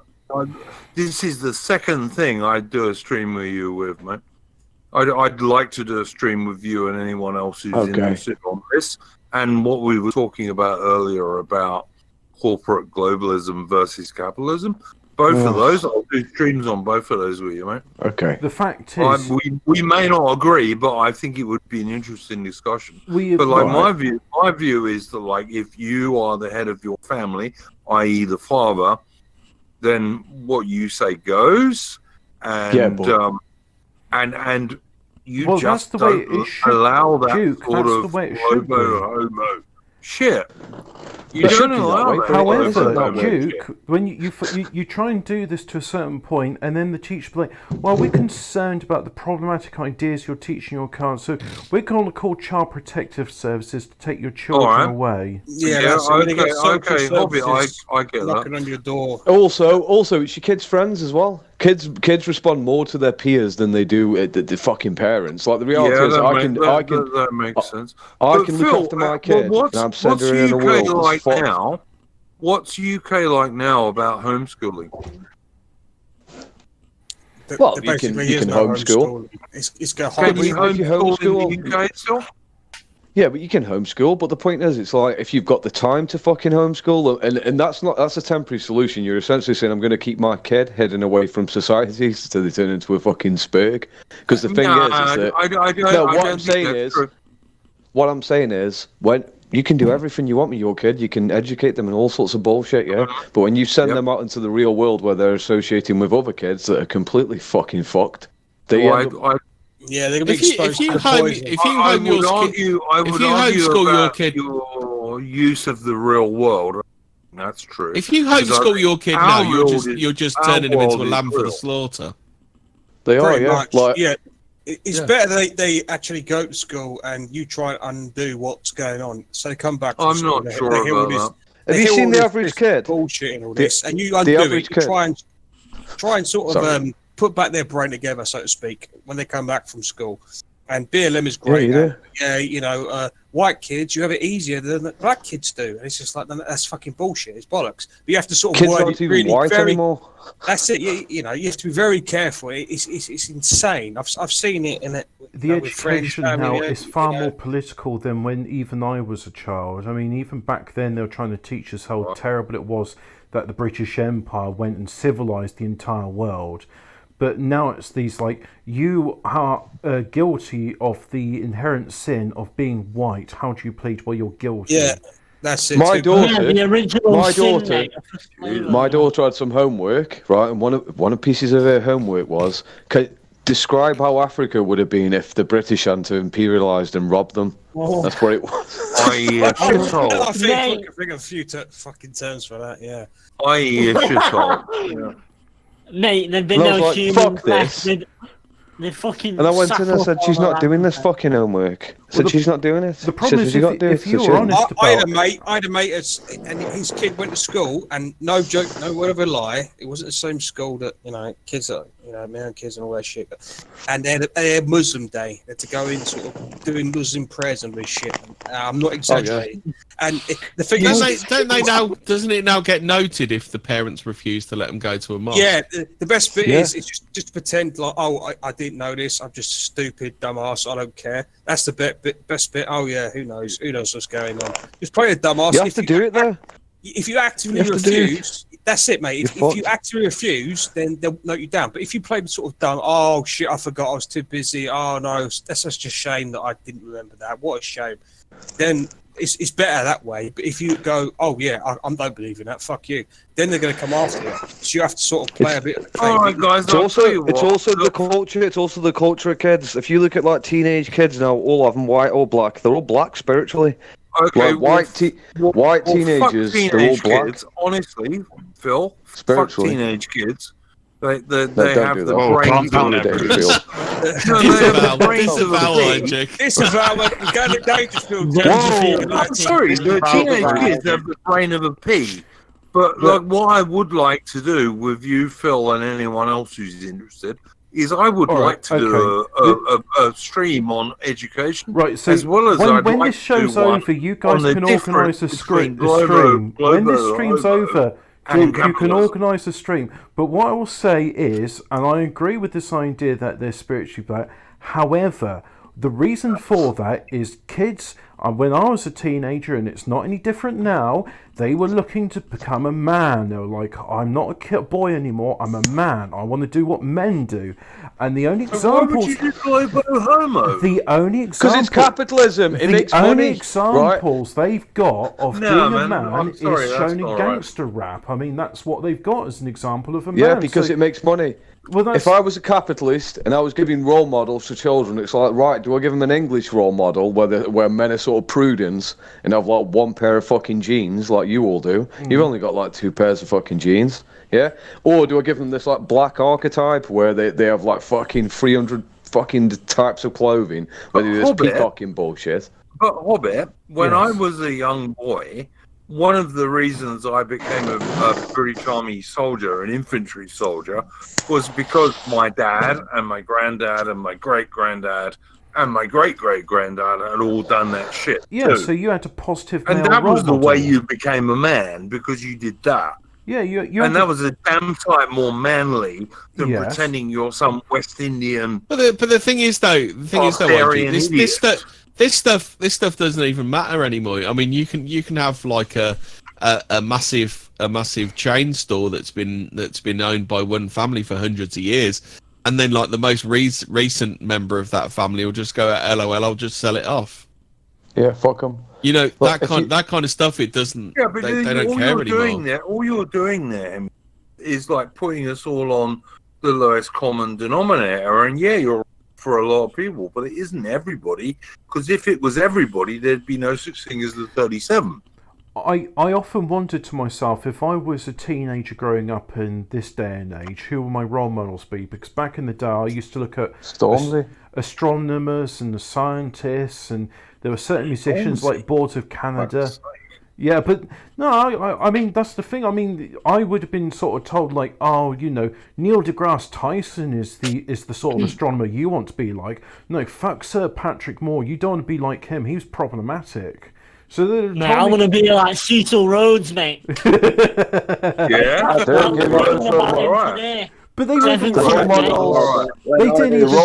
about Cecil Rhodes. For modern kids, the role models for modern kids is get as much shit as possible. Modern day kids, all they give a fuck about is getting as much. You're a man. Like I said, modern life is.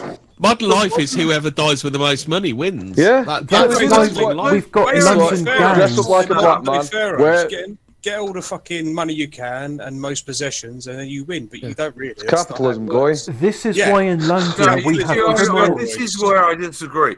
I don't think that that's right. Modern parents have got to start putting up their grandparents and their great-grandparents and their great-grandparents as the real people who you should be aiming to be like. Yeah, but the society comes back and says your granddad was a fucking Nazi. Like the way society looks at your grandparents. My granddad wasn't a fucking Nazi, and I never believed it, and nor if they trust you as their parent. They won't believe it. You're completely missing the point, ING. Some of my ancestors. Oh, okay. We won't be talking about my family history. How am I missing the point? I'm an old cunt. Maybe I am. How? Like they're in a world. Kids are in a world. Without being mean, ING, I think you are a little bit like out of touch to be making this argument because you don't know what the modern day youth are like. Me and Phil do. We're closer to it. The modern day youth are completely fucking bombarded by the media 24/7. But you guys are not the modern youth. You guys. No, we're the parents. We're dealing with this shit. Yeah, and you know the truth. Are you telling me? Yeah, we know the truth. Capitalism is fucking them. I'm telling you. No, hang on. We're fighting you're wrong about that. The thing is, it's like you got parents who know the truth, but the kids are different. You're trying to explain it to your kids, and like I said, it's trying to like the Christmas tree with all the wires and stuff. You're trying to untangle it. It's fucking insane. I think the problem with youth, yeah. But listen, I've listened to loads of Phil's videos, right? And Phil is a very intelligent bloke. And I don't believe that his kids don't trust him more than they trust the mainstream media. I have to run this. Yes, I have to run this ship like a fucking authoritarian regime. I do. I'm sure you do. I'm sure you do. I believe that. But that's how dads did things. My old man was like my god when I was a kid. You know, I've got about fucking 4 fucking web blockers on a phone and shit. And it also, here's a fucking little anecdotal story. She went round her mates, right? I've come pick her up, right? And they're listening to this fucking song called WAP, or whatever the fuck it is. Right? The parents are just like, what's the problem? I'm spazzing the fuck out saying, turn this fucking shit off now. I'm like, turn it off now, and they're like, right, so you're a good dad. Phil, you're a good dad, okay? Your kids respect you, and your kids respect you. When I was a kid, what my dad said was like 50% above anybody else. A fucking scientist could go on the TV and say, block, block, block, block, block. And if my dad said he was talking bollocks, I would have believed my dad because he was my dad. Okay? Yeah, but nowadays they're taught to turn around and go and not believe their parents. There are whole droves of kids that have abandoned their parents over the climate change issue because their parents have gone, no, this is nonsense, and they've gone, I just kill the planet. Look, I just think people like Phil are right, and you've got to carry on, and you've got to do your stuff. Like I look at people in the 37 group, and like if I wanted to do boxing and getting myself in shape, I'd listen to someone like Top Cat because he knows what the fuck he's talking about. Okay, if I wanted to know about philosophy and stuff, I'd listen to someone like Phil. If I wanted to know about comedy, I'd listen to Hemi. You know, that's not disrespectful, by the way, Hemi. But you know, we have enough between us all to say, look, this is what we should be doing. This is what the shit we are doing now. And I don't think we have big disagreements, really. I just think what it is we can't put all the shit together. No. What's the rest of your thing about spazzing out about this song? What's this song about anyway? Because obviously fucking nobody you're talking to knows. It's called the name of the song. You know is what means? Ass Pussy, mate. Yeah, the lyrics are fucked up, man. And sex and stuff, mate. It's all. All it's about. I came in, right. I've come pick up my daughter. I'm like, well, what's going on? I heard this song. I'm like, what the fucking hell is this song, right? So I've picked her up. I've said, right, Courtney, come with me, coming home. And I said, go wait outside, right? She's waited outside, and I'm having I had to grill them. I said, why the fuck are you playing this song? And their parents were like, it's just normal. It's just normal. This is what kids listen to nowadays. I was like, what do you mean this is what kids listen to nowadays? And it fucking is. Like, young kids listen to this shit, like 12-year-olds and 11-year-olds. Hemi, for example, listen to this. Yeah, you fucking with some wet-ass pussy. Bring a bucket and a mop for this wet-ass pussy. Give me everything you got for this wet-ass pussy. That's the kind of music that kids are listening to these days. And it's not just that. I did some research. I spazzed the fuck out. I went home and I thought, right, okay, then what other songs are they listening to? And there's another song. I thought, okay, let's have a listen to some. I found some sort of wholesome one. It was sort of like, had a good melody. And I thought, this is all right. And it's literally about cocking a man. That's what the song is. It's like, yeah, I'm gonna fucking cook you, you fucking little cuck. What the fuck? Kind of music, and they listen, and it's all music, like all music, even if it's like wholesome. You know, in the past they'd have like Unchained Melody, like that's wholesome, and that's a good song. Well, do you remember like fucking NWA? That was literally just I'm gonna fuck you up, fucking cops, I'll fucking kill them. But it didn't apply to like pop music. So like NWA are actually like wholesome compared to this shit. Oh yeah, then, are they? Well, Ice Cube's up to date music. anyway with who controls the music industry. Yeah, you get music videos. You get music videos as well, so you're seeing visual stimuli instead of just Paul Joseph Watson did a brilliant video on the difference between pop over the decades. If you just search him the YouTube search bar, Paul Joseph Watson music or pop music about the degradation and how they play it. They repeat lines. It's just all so formulaic, and obviously they're pushing their They made like the three same people, aren't they? Like, it's only like three dudes. It went down really quick. Everything is designed to fuck up white children. Is the truth. Yeah. We all know who runs these certain media organisations. Well, even Ice Cube's been dropping some fucking knowledge on that, hasn't he? Apparently. Yeah. Shit. Motherfucker. He always has. He actually, even back in the 90s, he'd mentioned him in his songs. Well, this is another subject for another day, but that's one of the reasons I believe they went after Michael Jackson, because he named them as it were. But then he was sort of excommunicated and attacked, wasn't he? But that's excommunicated and executed. It was like the bloke. Who was it? A while back, not too long ago, in England, the black rapper, and they shut him down, didn't he? He started naming them. What was his name? Phil's asking about another song. I can hear him. Imagine being that girl with your dad coming up to you. Hey, girl, what's this song? Do.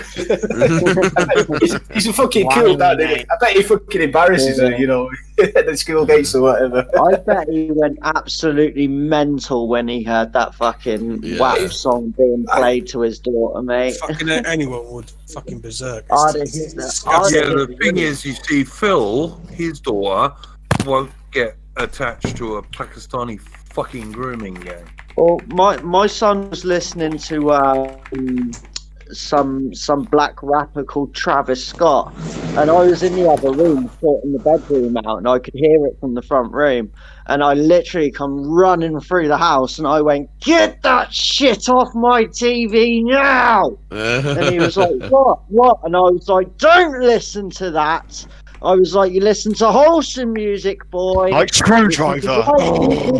Yes, Screwdriver is fucking Put some wholesome fucking compared to modern Pantera day on. shit. I've had enough of this shit. Get that fucking crap off my telly. Pantera right fucking now. Yeah, I'd have some Pantera over that. Any day, mate. Any day. It's like this is the other song. The other song. The other song is called "Savage Love." And that sort of sounds wholesome. You think, oh, this sounds like it. Not really. No, not it sounds like it's about extremely rough anal sex, most probably. It sounds like a day at the fucking zoo, to be honest with you. So but the music, when you hear it, it's just like do do do. Yeah, that's it. It's designed to dupe the normies. It's like, oh, this music sounds alright. It sounds like wholesome stuff I had when I was growing up. Yes, it does. Do you remember the Manchester bombings from the Religion of Peace? Do you remember 9-year-old Safi Rose? Religion of Peace. That was fucking Summit Bicycle, weren't it, Hobbit? This is what parents are bombarded with. Nicki normal Minaj parents with, are just whatever her name was, and they did a song called Side by Side, where they got lyrics dick bicycle, wrist icicle. You can infer what you want from that. But the fact is, she died, this 9-year-old girl who was at the concert. So Nicki Minaj and this other singer sung that Side by Side in her honour at her funeral. So the funeral is a song about, dick bicycle, wrist icicle to this 9-year-old girl. Is this the Manchester thing? Yeah, 9-year-old Safi Rose. Yeah, what was her fucking name? Nicki Minaj has been Don't look quoted back in as anger saying- when your kids get blown up to pieces, because of course Nicki Minaj had been saying she didn't care about if her fans died or not, before the concert happened. So she's Nicki Minaj is named after a menage a trois, isn't she? A fucking threesome. Yeah. So she's wholesome. trash. It's the kids though. The kids that died in Manchester, and don't look back in anger. That pisses me off this fucking day. It really fucking does. Yeah.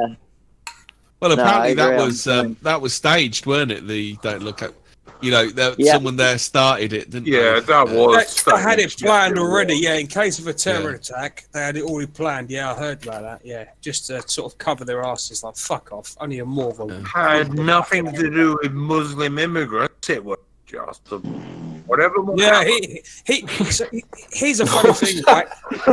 Has someone just farted? Fuck. Yeah, that was me. Sorry. Fucking hell, Phil. That's good. I wouldn't want to be in a room with you. Fucking hell, mate. You let that one rip, fella. Oh, I was going to do a really serious point there now, and now it's completely gone out the fucking window. There are people running out of his house as we speak. We're starting to get a picture of Phil's sort of domestic life, running around shouting, "What's that bloody song you listen to, love?" And then just going back to his room and farting.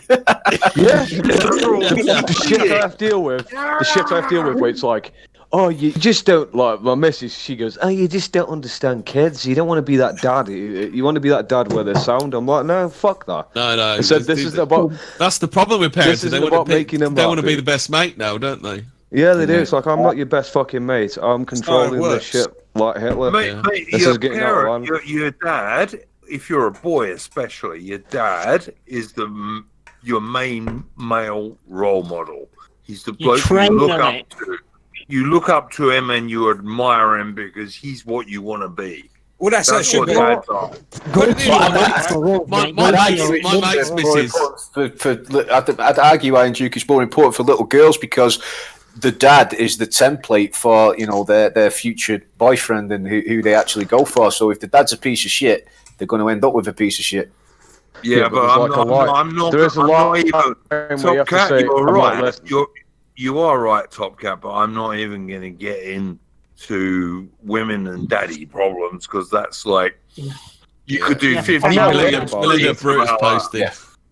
I'm not dick about it. Like, listen, all I said you can listen to music and dance and all that fucking shit, yeah, but you're not listening to fucking WAP and whatever crap that was. I forgot what it's called now, but this bullshit, and I just looked for the lyrics for all of them. I said, this is banned. This is fucking banned. I'm not listening. I'm not letting you listen to this shit because it's encouraging you to be a degenerate. All this fucking music is, and it's the same with boys as well. Don't get this shit. It's just about. This is what young boys are told. Young boys are told in the modern world. Right, they're told that they need to get a fucking iPhone and get as much expensive shit as possible, and essentially they've got to avoid being cooked because little girls, right, and I'm talking from the age of fucking 10 upwards, the music they're listening to is telling them that they need to cook men, they need to be a whore, and that's all that they should be, is just whores who cook men. That's what it's teaching them to do. I'm fucking telling you, in about 10 years' time, this society is going to be fucking really bad, man. It's a complete shit show. I mean, when I was younger, right, I got arrested for just being a general shithead kid, and I was mouthing off to the coppers in the car. We got put in the back, and I was about 14, 15. Was mouthing off, and then they were like, "You don't give a shit about us." I'm like, "Of course not. You're cunts." They go, "Oh, we're taking you back to your dad's now. Do you know that?" I'm like, Jesus fucking Christ! Now I give a shit. You coppers, I don't give a fuck about you. My old man's going to beat the shit out of me. I'm like, just take me to the fucking station. Just take me to the station. Like, they suddenly were like, hold on a minute. You don't give a shit about us. No, you're fucking mugs, mate. My old man, though, fucking Christ. He's going to snap my head off. 100%. My old man terrified me if I did something wrong. Didn't give a shit about the cops or teachers or any of those people. But my old man, no. You didn't upset him. Like, if I swore in front of a woman, just like said, fuck off or something like that, I'd get really whacked hard at the back of my head straight away just for doing that. Wasn't allowed, man. Yeah, I think half of it was my old man just not wanting old Bill around his area, and just the other half just fucking just behaving yourself. So a bit 50-50, yeah. Don't bring cops around here, you little shit. Yeah, there's that. But there was also even the old time crims, the old time criminal guys. I grew up in Bermondsey, which was fucking rough as guts, man. Like, it really was. It was a very working class area. It was rough as guts. But basically, kids and women were totally safe there. If you didn't get involved in it, women and kids could do what they liked. And no one was going to hurt them. And if someone tried to hurt them, most blokes would have tried to protect them. And that was traditional Britain. That was traditional England. Well, that's it when you have the real British there. Nowadays, even your biggest fucking bank robber blagger guy, if he saw some chick or some kid being in trouble, would probably protect him. Yeah, of course he would. But nowadays, you got fucking Mbugu and fucking absolutely, and the rest, and then they get kicking somebody in. They're like, I'm not going to get involved in that shit. You could do what you like, mate. As a woman or a child, do what you like in the roughest area of London, and you probably would not face many risks. And that was because it was British and English, which it no longer is. No, it's not. Yeah, they've had too much freedom, haven't they? They've had way too much fucking freedom. People have got way too much freedom now. Too many black and brown people, mate, to be fair. Well, they got all of the rights and none of the responsibilities, haven't they? There you go. That's exactly. Too much freedom. People need to be reeled in. If they have too much freedom, they just act like fucking savages. Even but Phil, I'm not sure it's even too much freedom because, there was probably more freedom in the 1960s and 1970s than there is now in terms of freedom of speech and all that kind of stuff. In fact, there was certainly more freedom than now. That's because that generation revolted. See, what happened is that what I figured out is that the generation who gave birth to the kids of the 60s, they were forced in a very regimented routine because they were in fucking World War II. When you're in World War II, you can't fuck around. It's like everything's regimented. Well, you had rationing right up to when did rationing finish? Right, was it in the 50s? Early 1950s. And my point is that because they were incredibly regimented, they were too involved in their kid's life to a point where it was like I watched a documentary where essentially there's this 18-year-old lad. He's at a party with all the parents there, and you've got the dad, Billy, And he's essentially saying, sit up, lad. You need to sit up. You need to greet. Why aren't you greeting people? You need to smile. For fuck's sake, Billy. Why are you slouching? Cheers for sitting up. And this is like when he's 18. He's like 18, he's at a party, and everyone else at that party, they're still treated like regimented children. So I think what happened is that the 60s came in, and when they became adults, that was their only time to spaz the fuck out and be like a kid, sort of. So they just went mental and liberal. You know what I mean? With maybe them bollocks. You know what I mean? My old man used to go out to me about all the time. He used to talk about standing up straight and holding his shoulders back and all this kind of shit. But that's because what his dad said to him, and that was what his dad said to him. So I actually think that was entirely traditional. I think dads always said that to their fathers, to their children, I mean. I think dads always said that. And I don't think it was a bad thing. I think it's what men should do. You know, you stand up straight, you look people in the eye, and you keep your shoulders back. You look better for anything else. So yeah, I'm not sure about that, man. I don't know. I just think somewhere in between the 60s was definitely a reaction to the war, though, wasn't it? Yeah, but only from a certain number of people. Like, for most people in the 60s, I reckon it just meant chicks wore miniskirts, you know? I don't think it made a big difference to most families back then. I think it only started to make a difference in the 90s and the 2000s. I don't think Britain changed I honestly think that our society only started crumbling in the 90s when Tony Blair just actively attacked it. Hemi, exactly. That's what I think too. No, I think the liberalism it broadly stayed the same until the 90s. Yeah. Yeah, but there was still a stigma on coming back pregnant or with a black, wasn't there? Yeah. Even in the early to mid 90s. I mean, I knew plenty of girls. It's like if I come home pregnant, my dad's going to fucking kill me. That was my dad's routine. He said that to all of us, brothers and sisters. You know, I've got two half brothers, one half sister, a brother and a sister. Any of them, if you come home with a fucking wog, I'm going to disown you, and that's the mixture of troubles. That's where it begins. That's where, and I'm not even fucking joking. He told my sister that, and the look on her face, and he was very fucking serious. He told me, he goes, not just her, you as well. If you fucking dare, you're gone. That's it. You're not part of his family anymore. End of. And fucking hell. Hemi's 100% right about that. It was the 90s under Blair that was the big cutoff. Because he decided he was going to fuck up the complete fabric in his country, and he was allowed to do it as well. He wanted to destroy Britain, basically. Absolutely right. He's the arch traitor, so to speak. He literally is the fucking arch traitor. He should be in jail, if not hung. Actually. Yeah. Well, don't forget that it was Labour that had to repeal that. What's that law, Maggie's? Was it Article 26 or something? 26, the not being allowed to preach gayism in schools. I can't remember what the law was.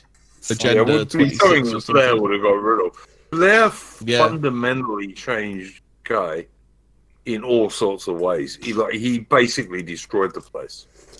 And the thing is, no conservative government since has tried to turn the clock back, because they never do. They just go left at the speed limit. Well, that's what they do, don't they? The left fuck it up, and the Conservatives do nothing, don't they? They conserve it. Absolutely, 100% right. They conserve the fucking degeneracy. Yeah, exactly. They conserve it at that point. By Ray reminds us. He says, "Don't forget, Blair got rid of the death penalty for treason." That's what. Remember. Yeah, that's a fucking good point. That is. But it was always leading up to that. It was always leading up to that. The thing is that this liberalism has been creeping in. It's when people idolise the 1950s. It's like, yeah, it was all right, but this is the parents of the 1950s generation and the businesses of the 1950s generation are what led to what we've got now.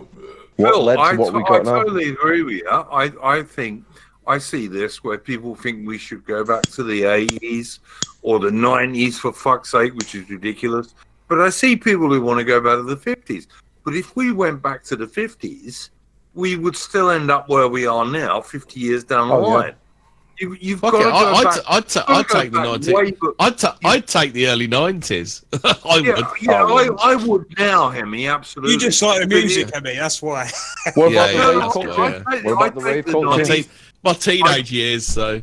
I'd sooner take like 1983, but even if we went back to 83, or even if we went back to 1952. Okay, right, in the 80s. It wouldn't make any difference. We've got to go back a lot further than that, mate. We've got to go back pre-World War II for sure. We've got to go back well pre-World War II for sure. Where's our host? Has he fucking fell asleep or something? No, he's probably getting another video ready. Is he doing a Nordic? Is he? Well, he's allowed us to overrun. He needs to, take the reins. Yeah. We're just babbling on after the 2 hour mark. Should we wrap it up or? Well, we can't. This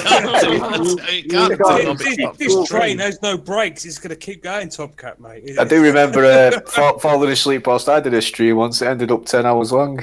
It's like a snow piercer of streams. I didn't fall asleep on stream. It's a lie. That never happened. It was fake and it never happened. An absolute fabrication. Emmy's just a fan of the Spice Girls, by Ray said. No, Spice Girls are too late, aren't they? Because that girl power shite was fucking Blair's, weren't it? Yeah, it was all Blair's bollocks. Was it girl power, ladette culture? Do you remember fucking Zoe Ball and ladette culture?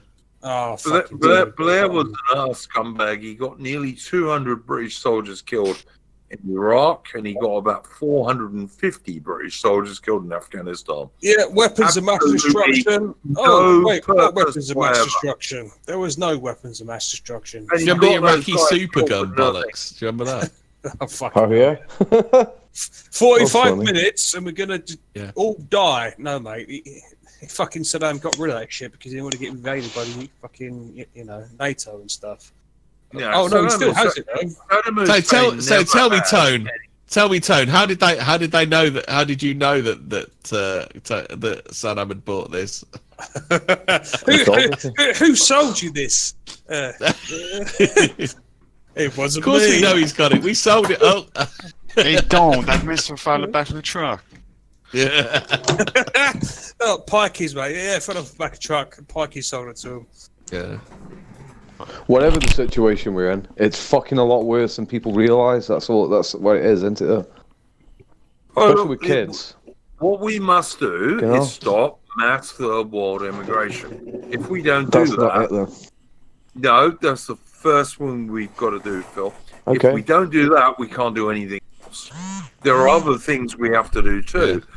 But if we can stop mass third world immigration as the most vital first step, then we have a chance of saving the country.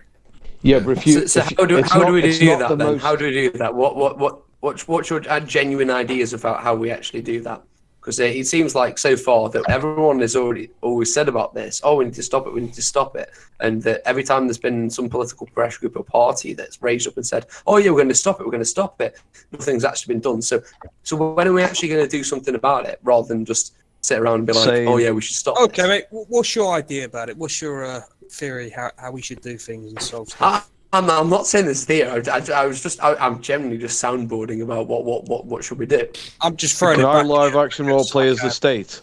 Our live action play. I think that's the thing. Nobody has an idea how to get our governments to fucking listen to us. That's the $1 million question. I don't think there is. I don't think there actually legitimately is a way. I mean, having looked at it, most people, with even in the Conservative Party, completely against mass migration, it just doesn't filter up the way because party donors and businesses obviously infect it. And the thing all right, guys, do you want to hear a way that we might be able to do it?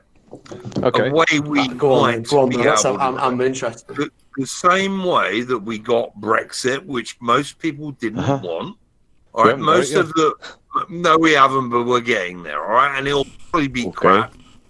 It'll probably be crap, but we're getting. Well, that's it. We can't even leave the European Union at a time. No, because every time we propose legislation, it goes through the House of Lords, and they say "fuck you." No. Well, it can only come back. It can only come back from the House of Lords once. Anyway, leaving that aside. Yeah, all right, twice, theoretically, but they can't do much. But anyway, what I would say is the way we can get the end of mass third-world immigration, and if we don't get that, we will not get anything else. Okay. You can. Yes, we want to get rid of all the illegal. Yes, we want to get rid of immigrants who commit serious crimes. Yes, we maybe want to give people money to fuck off back to where they came from.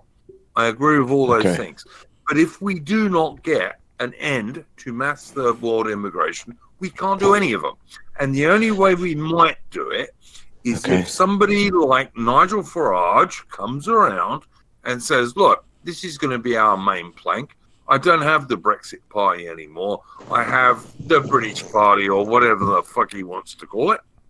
And I'm going to take under my wing all these 16 British nationalist parties that we have at the moment who spend more time slagging each other off than they do anything else.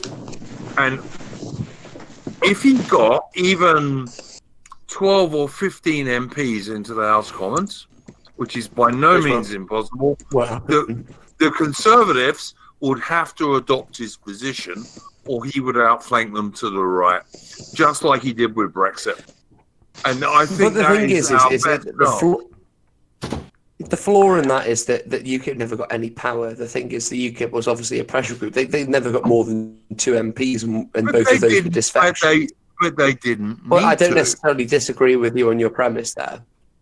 Yeah, because they didn't need to get more than that. Does anybody know if Nigel Farage actually wants to stop immigration? Oh no, he loves migration. No, let me read something from Farage. Nigel Farage said more black people. Nigel Farage said more black people will be allowed into Britain if we leave the EU, and immigration will become a non-issue if we allow this to happen. Farage used to crow about destroying the British National Party, so that shows quite a bit about his guys, you're entirely correct about what Farage said. To be fair, I would have said that was a noble endeavour if he knew what was going on in the BNP. The fact is, he listen, guys, hang on. You are entirely correct about what Farage said, and Farage has said many, many, many things at different stages.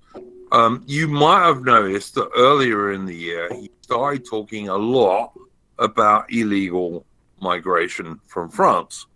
But he also, at the same time, started talking about legal migration. Now, I reckon, I could be wrong, of course, but I think Farage is a bit more awake about this shit than some people think he is. But what he well knows is there are limits to what you can say. Perhaps, yeah. Well, that's good to hear. He spoke about legal immigration. I'm not an Asperger autist online. He's actually got experience in politics. He knows that you can't say things and you can say things. Yeah. And he plays along the line of that. And but he's a libertarian. He doesn't give a fuck about race. I don't think he is a libertarian, Phil, to be honest. He fucking is. He just wants more migration, like Nigel Farage, right? Listen. I know you've got this hope that he just wants the packies out, right? Nigel Farage takes this conservative position where he just wants legal migration. I wouldn't just get rid of the Pakis. I'd get rid of the Bangladeshis, the Chinese, the Africans, and the Caribbeans too. No, he doesn't. Trust me. Farage wants African migrants. He wants more migrants. He wants the market to be more competitive. He doesn't want migrants from the European Union. You're right about that, he says he doesn't want migrants from the European Union. He wants migrants from the British Commonwealth. So, in other words, polls out, Pakis in. Yeah. No, I don't think you guys are totally right. I remember. I distinctly remember him saying it. I think. Yeah, I remember him saying it. Yeah, he said it a lot. He said it a long time ago. He had the opportunity. He could have gone really, really far. After Brexit, he just collapsed. His group, he was like, "That's it. I'm done now." He could have gone a lot further than that. Well, let's wait and see what happens, because I still think I still think Farage has a better idea of what's going on and what might be popular than many people realise. And it's easy to quote what he said years ago. Farage has a much better idea of what's really going on than he lets on, because that's why he gets on every TV show. If he didn't, he would be in the same position as us or Mark Collette. You think he's playing poker, basically? He's playing poker. Yeah, I do to some degree think that. Yeah. I mean, well, that's a shit way of playing poker, isn't it? I don't know, because I reckon he can still start a party that can push Boris Johnson way to the right. I don't know about that one. Well, Boris Johnson won't go. There's something behind the scenes with Boris Johnson. Apparently, it's that soppy tart. Despises the British. No, hang on. You've got to understand that I think Boris Johnson is a social liberal wanker. Like he's yes, he is. Yeah, but that soppy tart's pulling his strings now, isn't it? Homo. The only reason that he went as far right as he did in terms of Brexit and nothing else was because of Nigel Farage. And I think Nigel Farage can do that again. What a sad situation that we're in. I hope he will. Where we don't have politicians that represent the British people. We don't. People that get to the top in politics, that they're not men of honour and principle.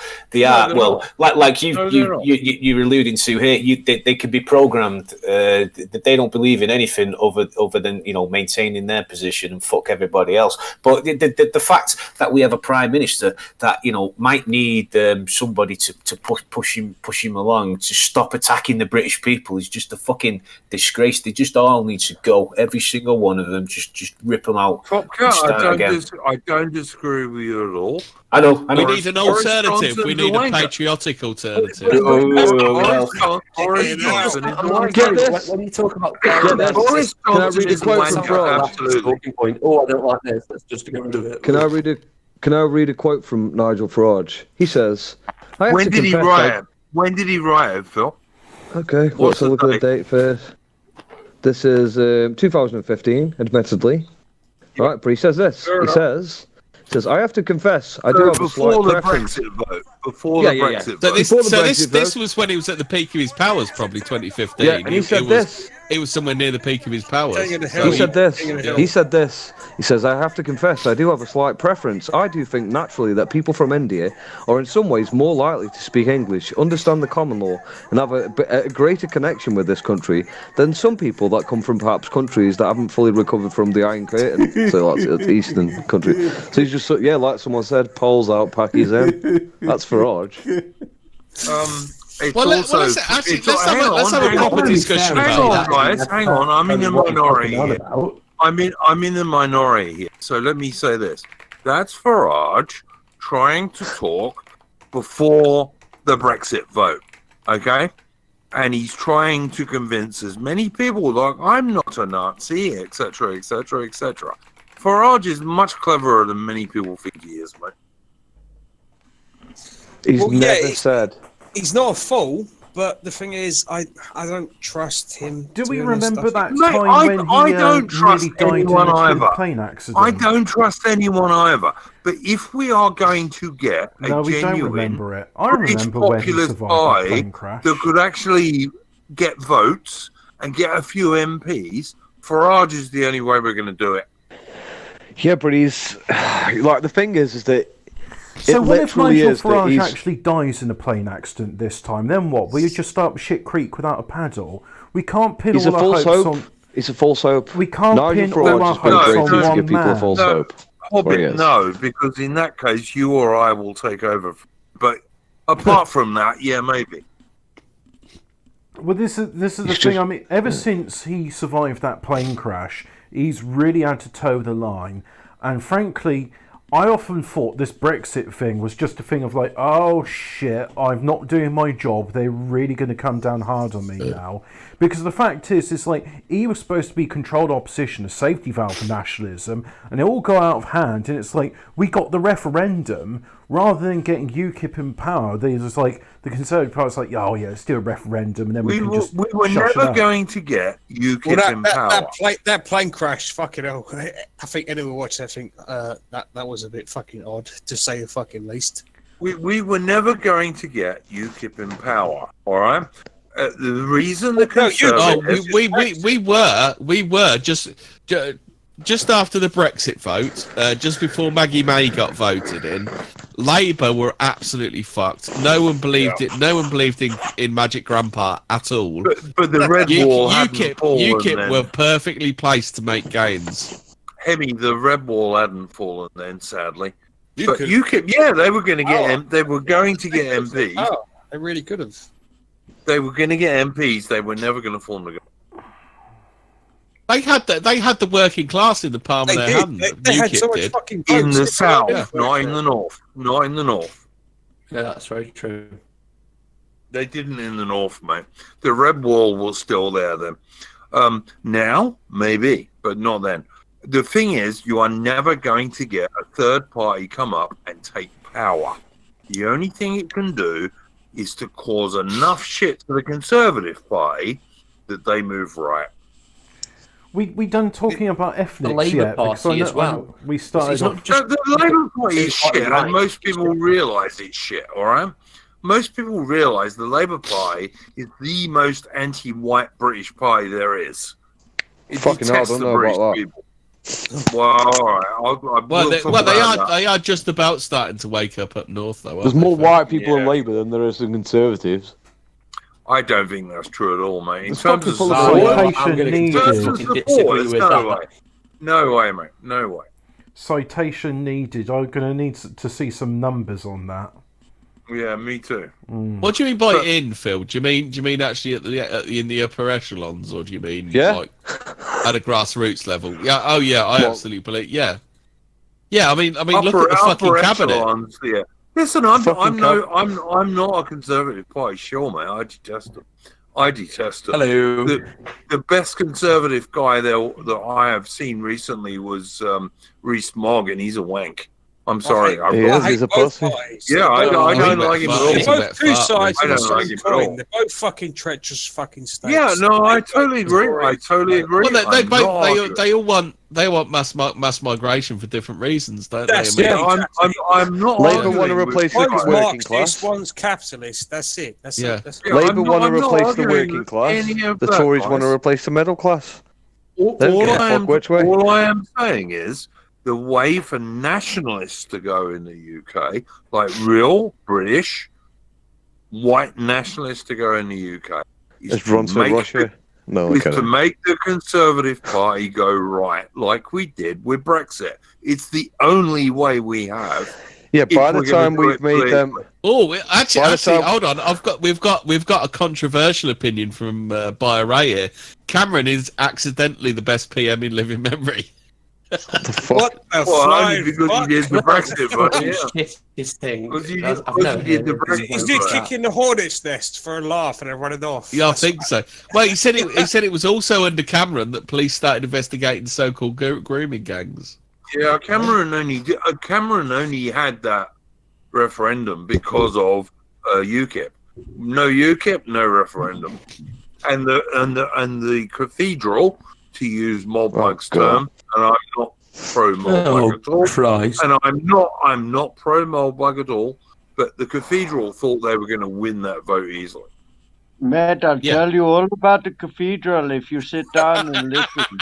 Then I get a 14 in the chat. Hey, I'm no Mulbug fan. NRX, yes, 14 in the chat. 14 in the chat. Well, the reason the cathedral got their ass kicked, both with Brexit and Trump, was the fact was that disaffected voters for once in their life thought they could actually get something that they wanted, didn't they? Yeah. That's why the referendum had the highest turnout. We've both been let down.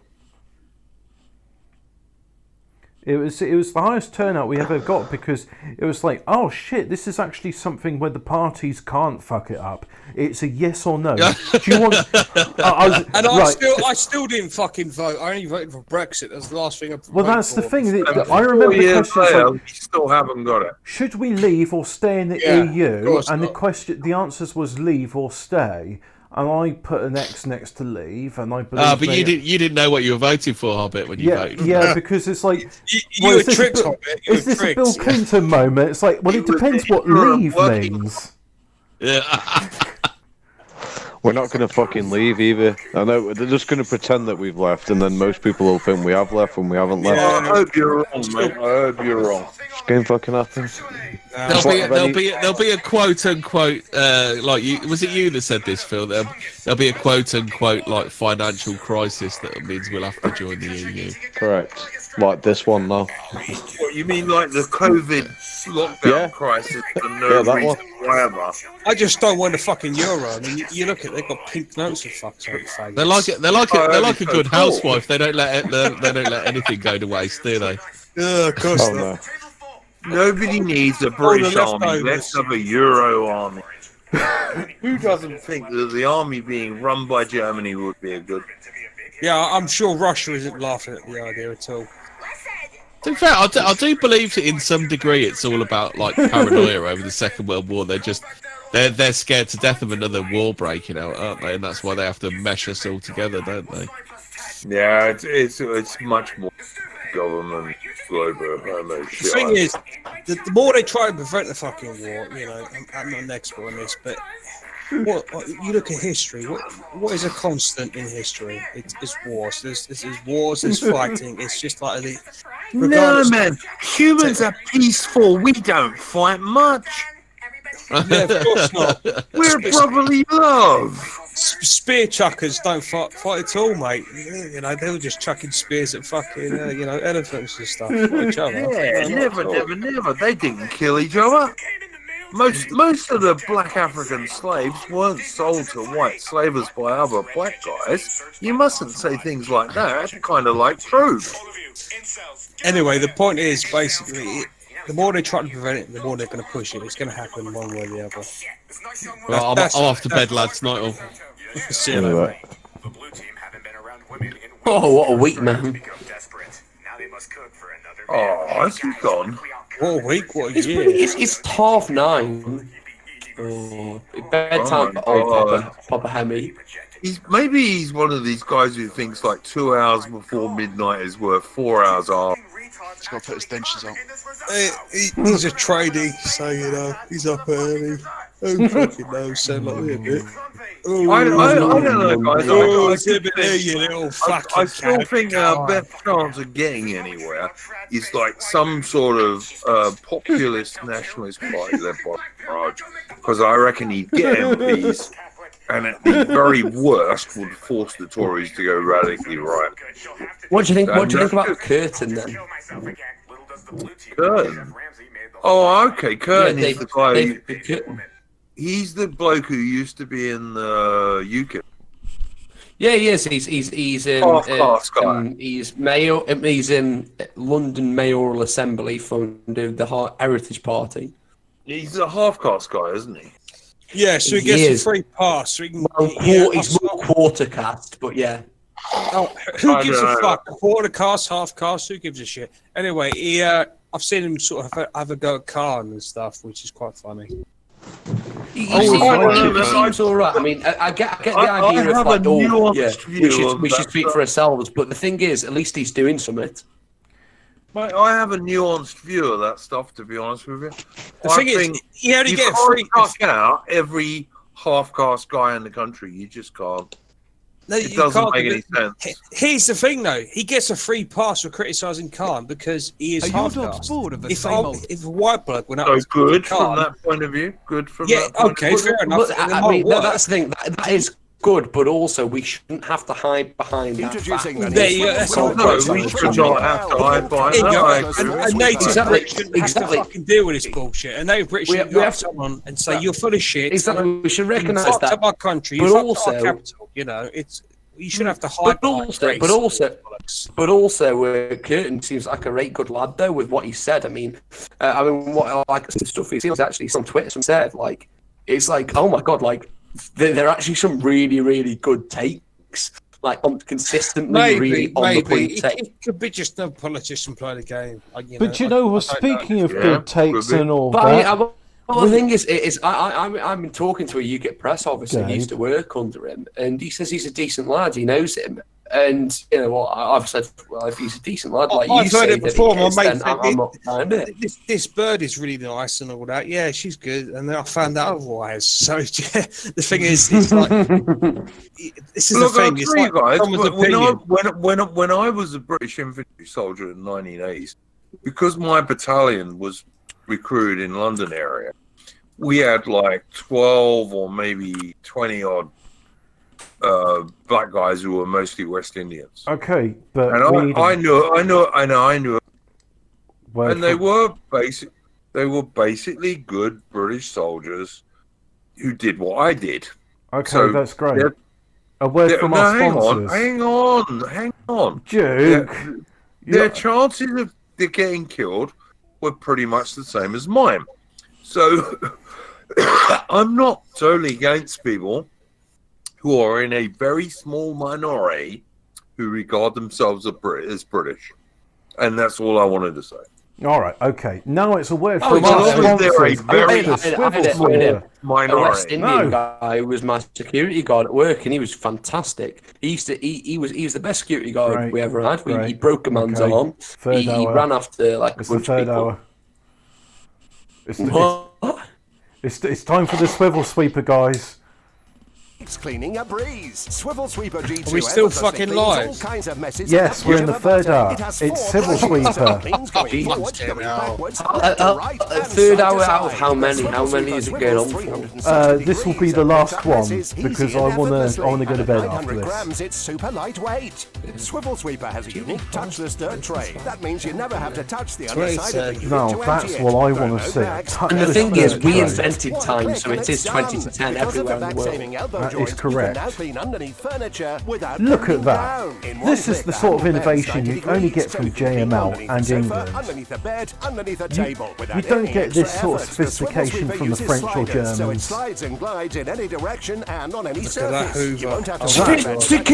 Sophistication. That is brilliant. Look at that. You can pick up rabbit droppings. You can pick up cobwebs. Messes in the kitchen. Messes in the bathroom. The Swivel Sweeper makes it easy. Oh god, dude. Long hair or short hair. The Swivel Sweeper G2 gets it all. But will it deal with dog hair? Yes, it will. Better than the G2. And when you're done, it takes up less room than a broom because of the magnetic storage latch. It's so easy to store, and because of the non-slip rubber tip, you can. Why don't you have one now? It stays there until you try the Swivel Sweeper for yourself. You will not believe how well it works. Get the incredible cordless floor sweeper, the Swivel Sweeper G2 from JML. Take yours to the checkout hold the conversation. And there we go. Thank you very much. Do bear in mind that Banter Nationalism is brought to you by JML, so we really appreciate JML and all the ways they make every day easier. So yeah. Fantastic. Yeah. Now, a quick shout out to Unity Valkyrie Midford. She's a good lass. She tunes in regularly to all the 37 streams and other streams, PA streams. She's got an open mind, which is good. You don't just sort of take something of the gospel.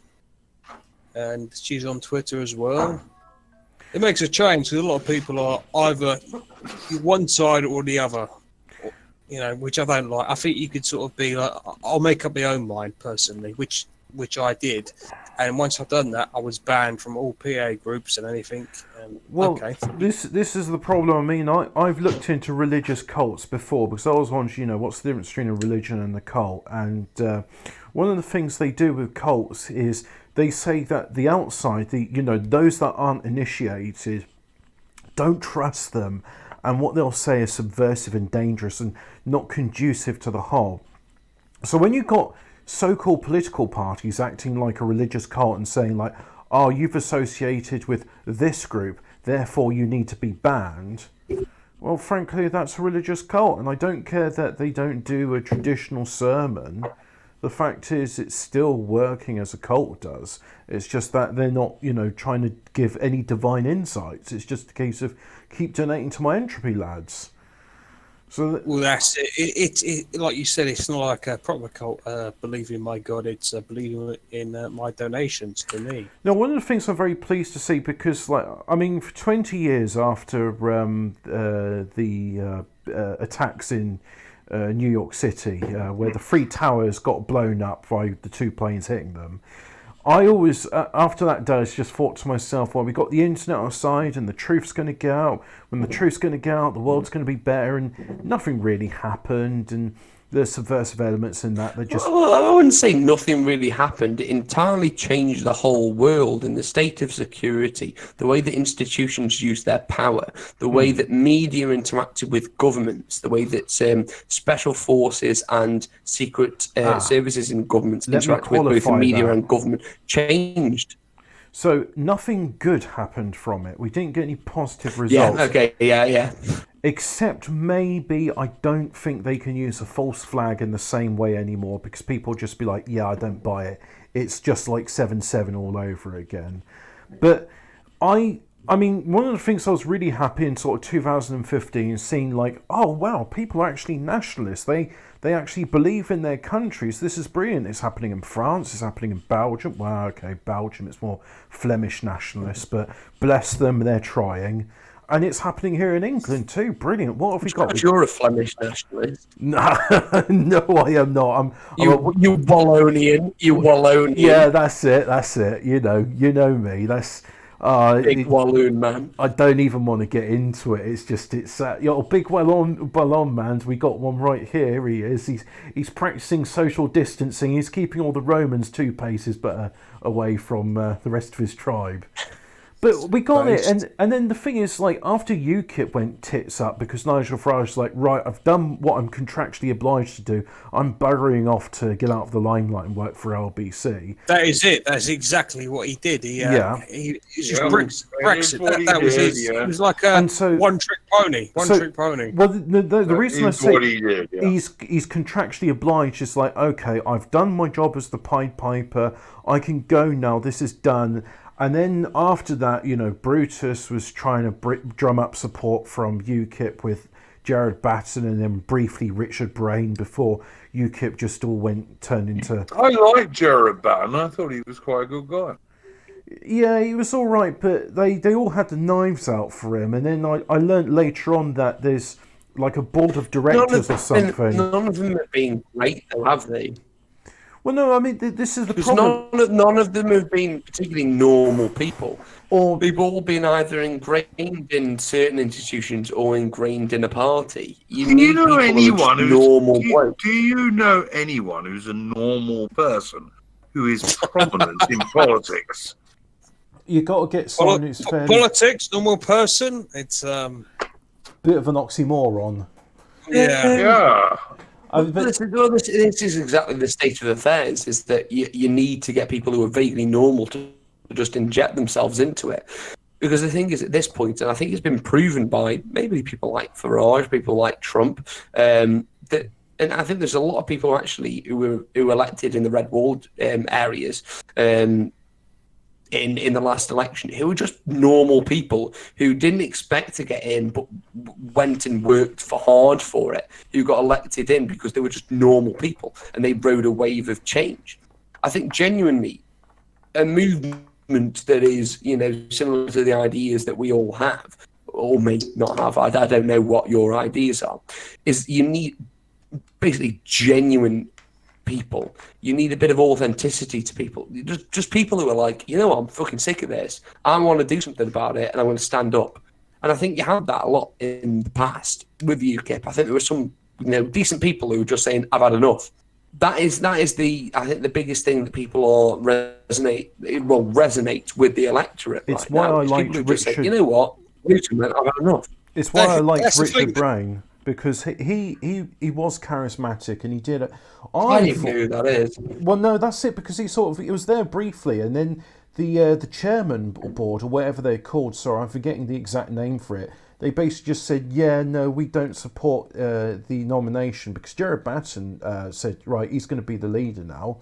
And there was like, they said no. And then after then, UKIP's just gone tits up. And I mean, the problem is we don't really have an effective nationalist force, and PA aren't going to be it. And I know I'm sounding like a stuck record. They just here we go. Here's Rain chat. He goes, I can tell you how to get the ball rolling, but none of you have the stomach for it. It's not a case of stomach for it, mate. It's a case of if you start spouting certain things, then you're going to disappear. You're going to end up 1 minute. Oh yeah, this, and this. And honestly, if I really, really said what I really think about certain subjects, etc., it's basically the old siege tard fucking ain't gonna fucking work. Yeah, you disappear in a van.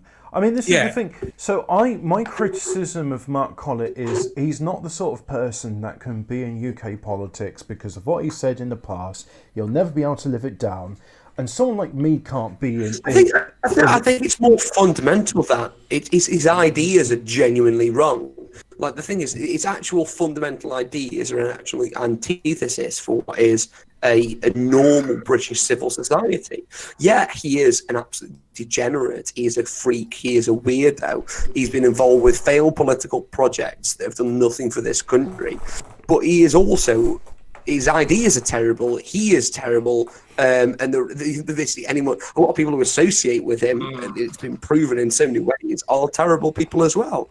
The thing is that if you genuinely wanted a movement that I think so many people romanticize, like everyone expects this kind of quadrino movement of the Legion of the Archangel Michael, that we're going to build temples in the Peak District, in the Lake District, and the Cotswolds, and they're going to be, fantastic, and we're going to attract these, aesthetic sort of like people. It's like, no, it's not going to fucking happen. No. That isn't this nation. They aren't our people. This is an alien concept to us. Look we're going to just do what is good for us, and we don't want these freaks and weirdos. We want something, mild-mannered and vaguely civil, and not fucking mental. It depends on the situation and what country, etc. You have to sort of adapt. You basically have to adapt to the situation.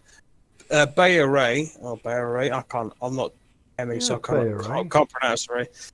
It's if you look what he says here, have a protest in a financial district during its busiest time and bring women and children. Make sure everyone has phones and is live streaming. The police will act violently and you film it. I can see his point, but I don't think they would do. I think they would be told from the higher ups to basically back the fuck off. If they saw women and kids there, they would back the fuck off. Yeah. I don't know. I don't even know about that these days, if I'm honest. The thing is, you see the police. What's happened? You see the police, right? They've got all these gay rainbows and stuff. They're all a bunch of fucking knobheads. Everyone thinks, they're weak and all this. The thing is, they're weak on the outside and all this, but they do have police in the background that don't give a shit, and they will smash your head if they need to. So in a situation like that, what they would do is they'll bring all their women policemen to the front and all the softies and all the multicultural bullshit. And if someone did that, here you go, how you doing? They're probably really soft on them. But if you brought a bunch of lads, or sort of, let's go with the old football hooligan type, sort of similar to what I'm used to, and you started doing that, then they'll crack your skull in. But if you brought your kids and women to the front, they're not dumb enough to fucking fall for it. They know this game. They've been playing for so fucking long. It's I wish it was that easy. We could, you could just bring out whatever and bring out women and kids, hide behind them.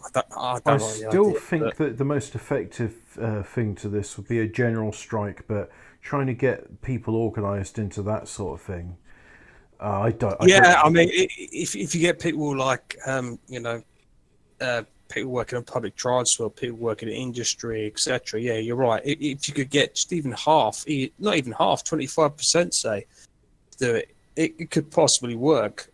A general strike is an effective way of getting things to change, but most people don't want to do it. They don't want to risk their bottom line. How do you guys reckon general? Are we all going to have a general strike when the leftists are in the fucking unions? Like, what planet are we on right now? When did a general strike ever work? It got defeated in the 1930s. It totally defeated in the 1980s. It never worked. Bollocks. What's the fucking point? I'm not being funny. I'm not reducing myself to fucking communist ideals and practices. At the end of the day, if we're reducing ourselves down to our enemy, I don't see the point in like. I'm not submitting to the tactics of an enemy, especially when the tactics have not worked. Oh, fair enough. Are always failures. Yeah. Oh, okay. I didn't realise that. To me, it sounded like it would work, but all right. No, it's been shown not to work in like almost every single country that it's been tried, like communism. I mean, apart from violence, which we will not advocate for on this stream, Of course not. That's dumb. Never. Yeah. So, apart from violence, what has worked in the past? And what could be like suitable in this situation? Because a populist party that forces the supposedly right-wing populist party to the right. With powerful right. allies that are backing you, so you don't need just the working class. You need the working class, but you need backing from the upper class as well. So the upper class are pissed off for whatever reason, and if you can get them backing you and the working class, you can get some real change going. But Bayer Ray's basically you can step over the anti-nationalist middle class, which is not all. There are many very good nationalist. Patriotic middle class people like Sojo, for example, but to step over the ones who are not, you need an alliance with the working class and other people. Yeah, you can't ignore them entirely. That would be foolish, you know. It's a very delicate balance. You've got to understand is the relationship between the three main classes of Britain, between the noble class, between the middle class, and between the noble class is dead. You've got to ensure that the noble class is dead. They have more power than you actually think. This is rubbish. The noble class died. They certainly do.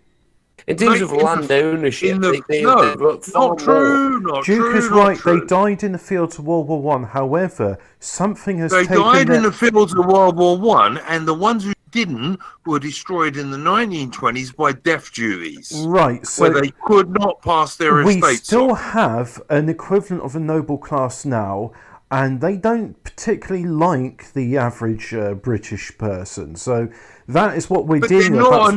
They're not a noble class. All right, they're an ignoble class. Managerial class. They're an ignoble aristocracy. Political class. It doesn't really matter what their name is. They serve the same function, and they're contemptuous of us and want to see us gone. No, they don't serve the same function. No, I don't think they do serve the same function. I think it's very different. There is still a noble class, but there is also a managerial class. The noble class their function was to lead, which they last did in World War One. Okay, there is no such thing now as a noble class. No, you have upper class remnants. If you've actually interacted with like some of the actual upper class people, there definitely is still a class I've only interacted with people like lieutenant generals, never people who were noble class. So military men, basically. Yeah, who were lieutenant generals, which is like your second highest rank. I don't think there is a noble class in Britain anymore that it makes any difference to it. Noble class, but there are a few noble families. I would understand that they probably don't make an appreciable difference, but there is still there. There's still an upper class. They might not be the same as, I don't know, 50, yeah, 60, that's years ago. really my whole point. There is an upper class, yes, there is, but there are a managerial class. And they're shitheads like Boris Johnson. Yeah, they're not in the least noble. There is nothing noble about them. Yeah, they don't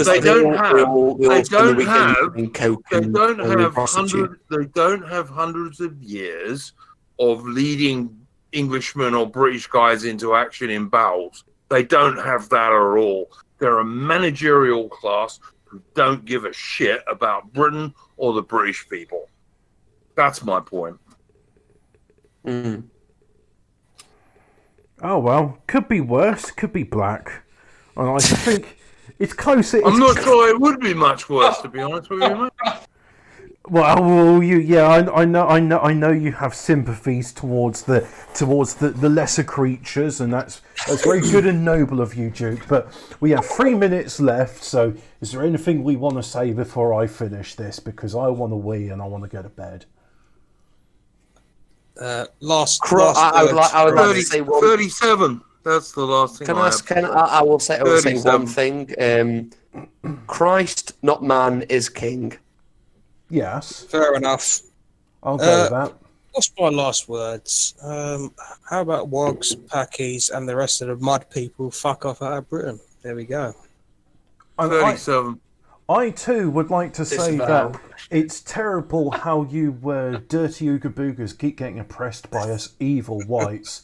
And if only there was a home you could go to, like, where you came from, where you won't get oppressed by us.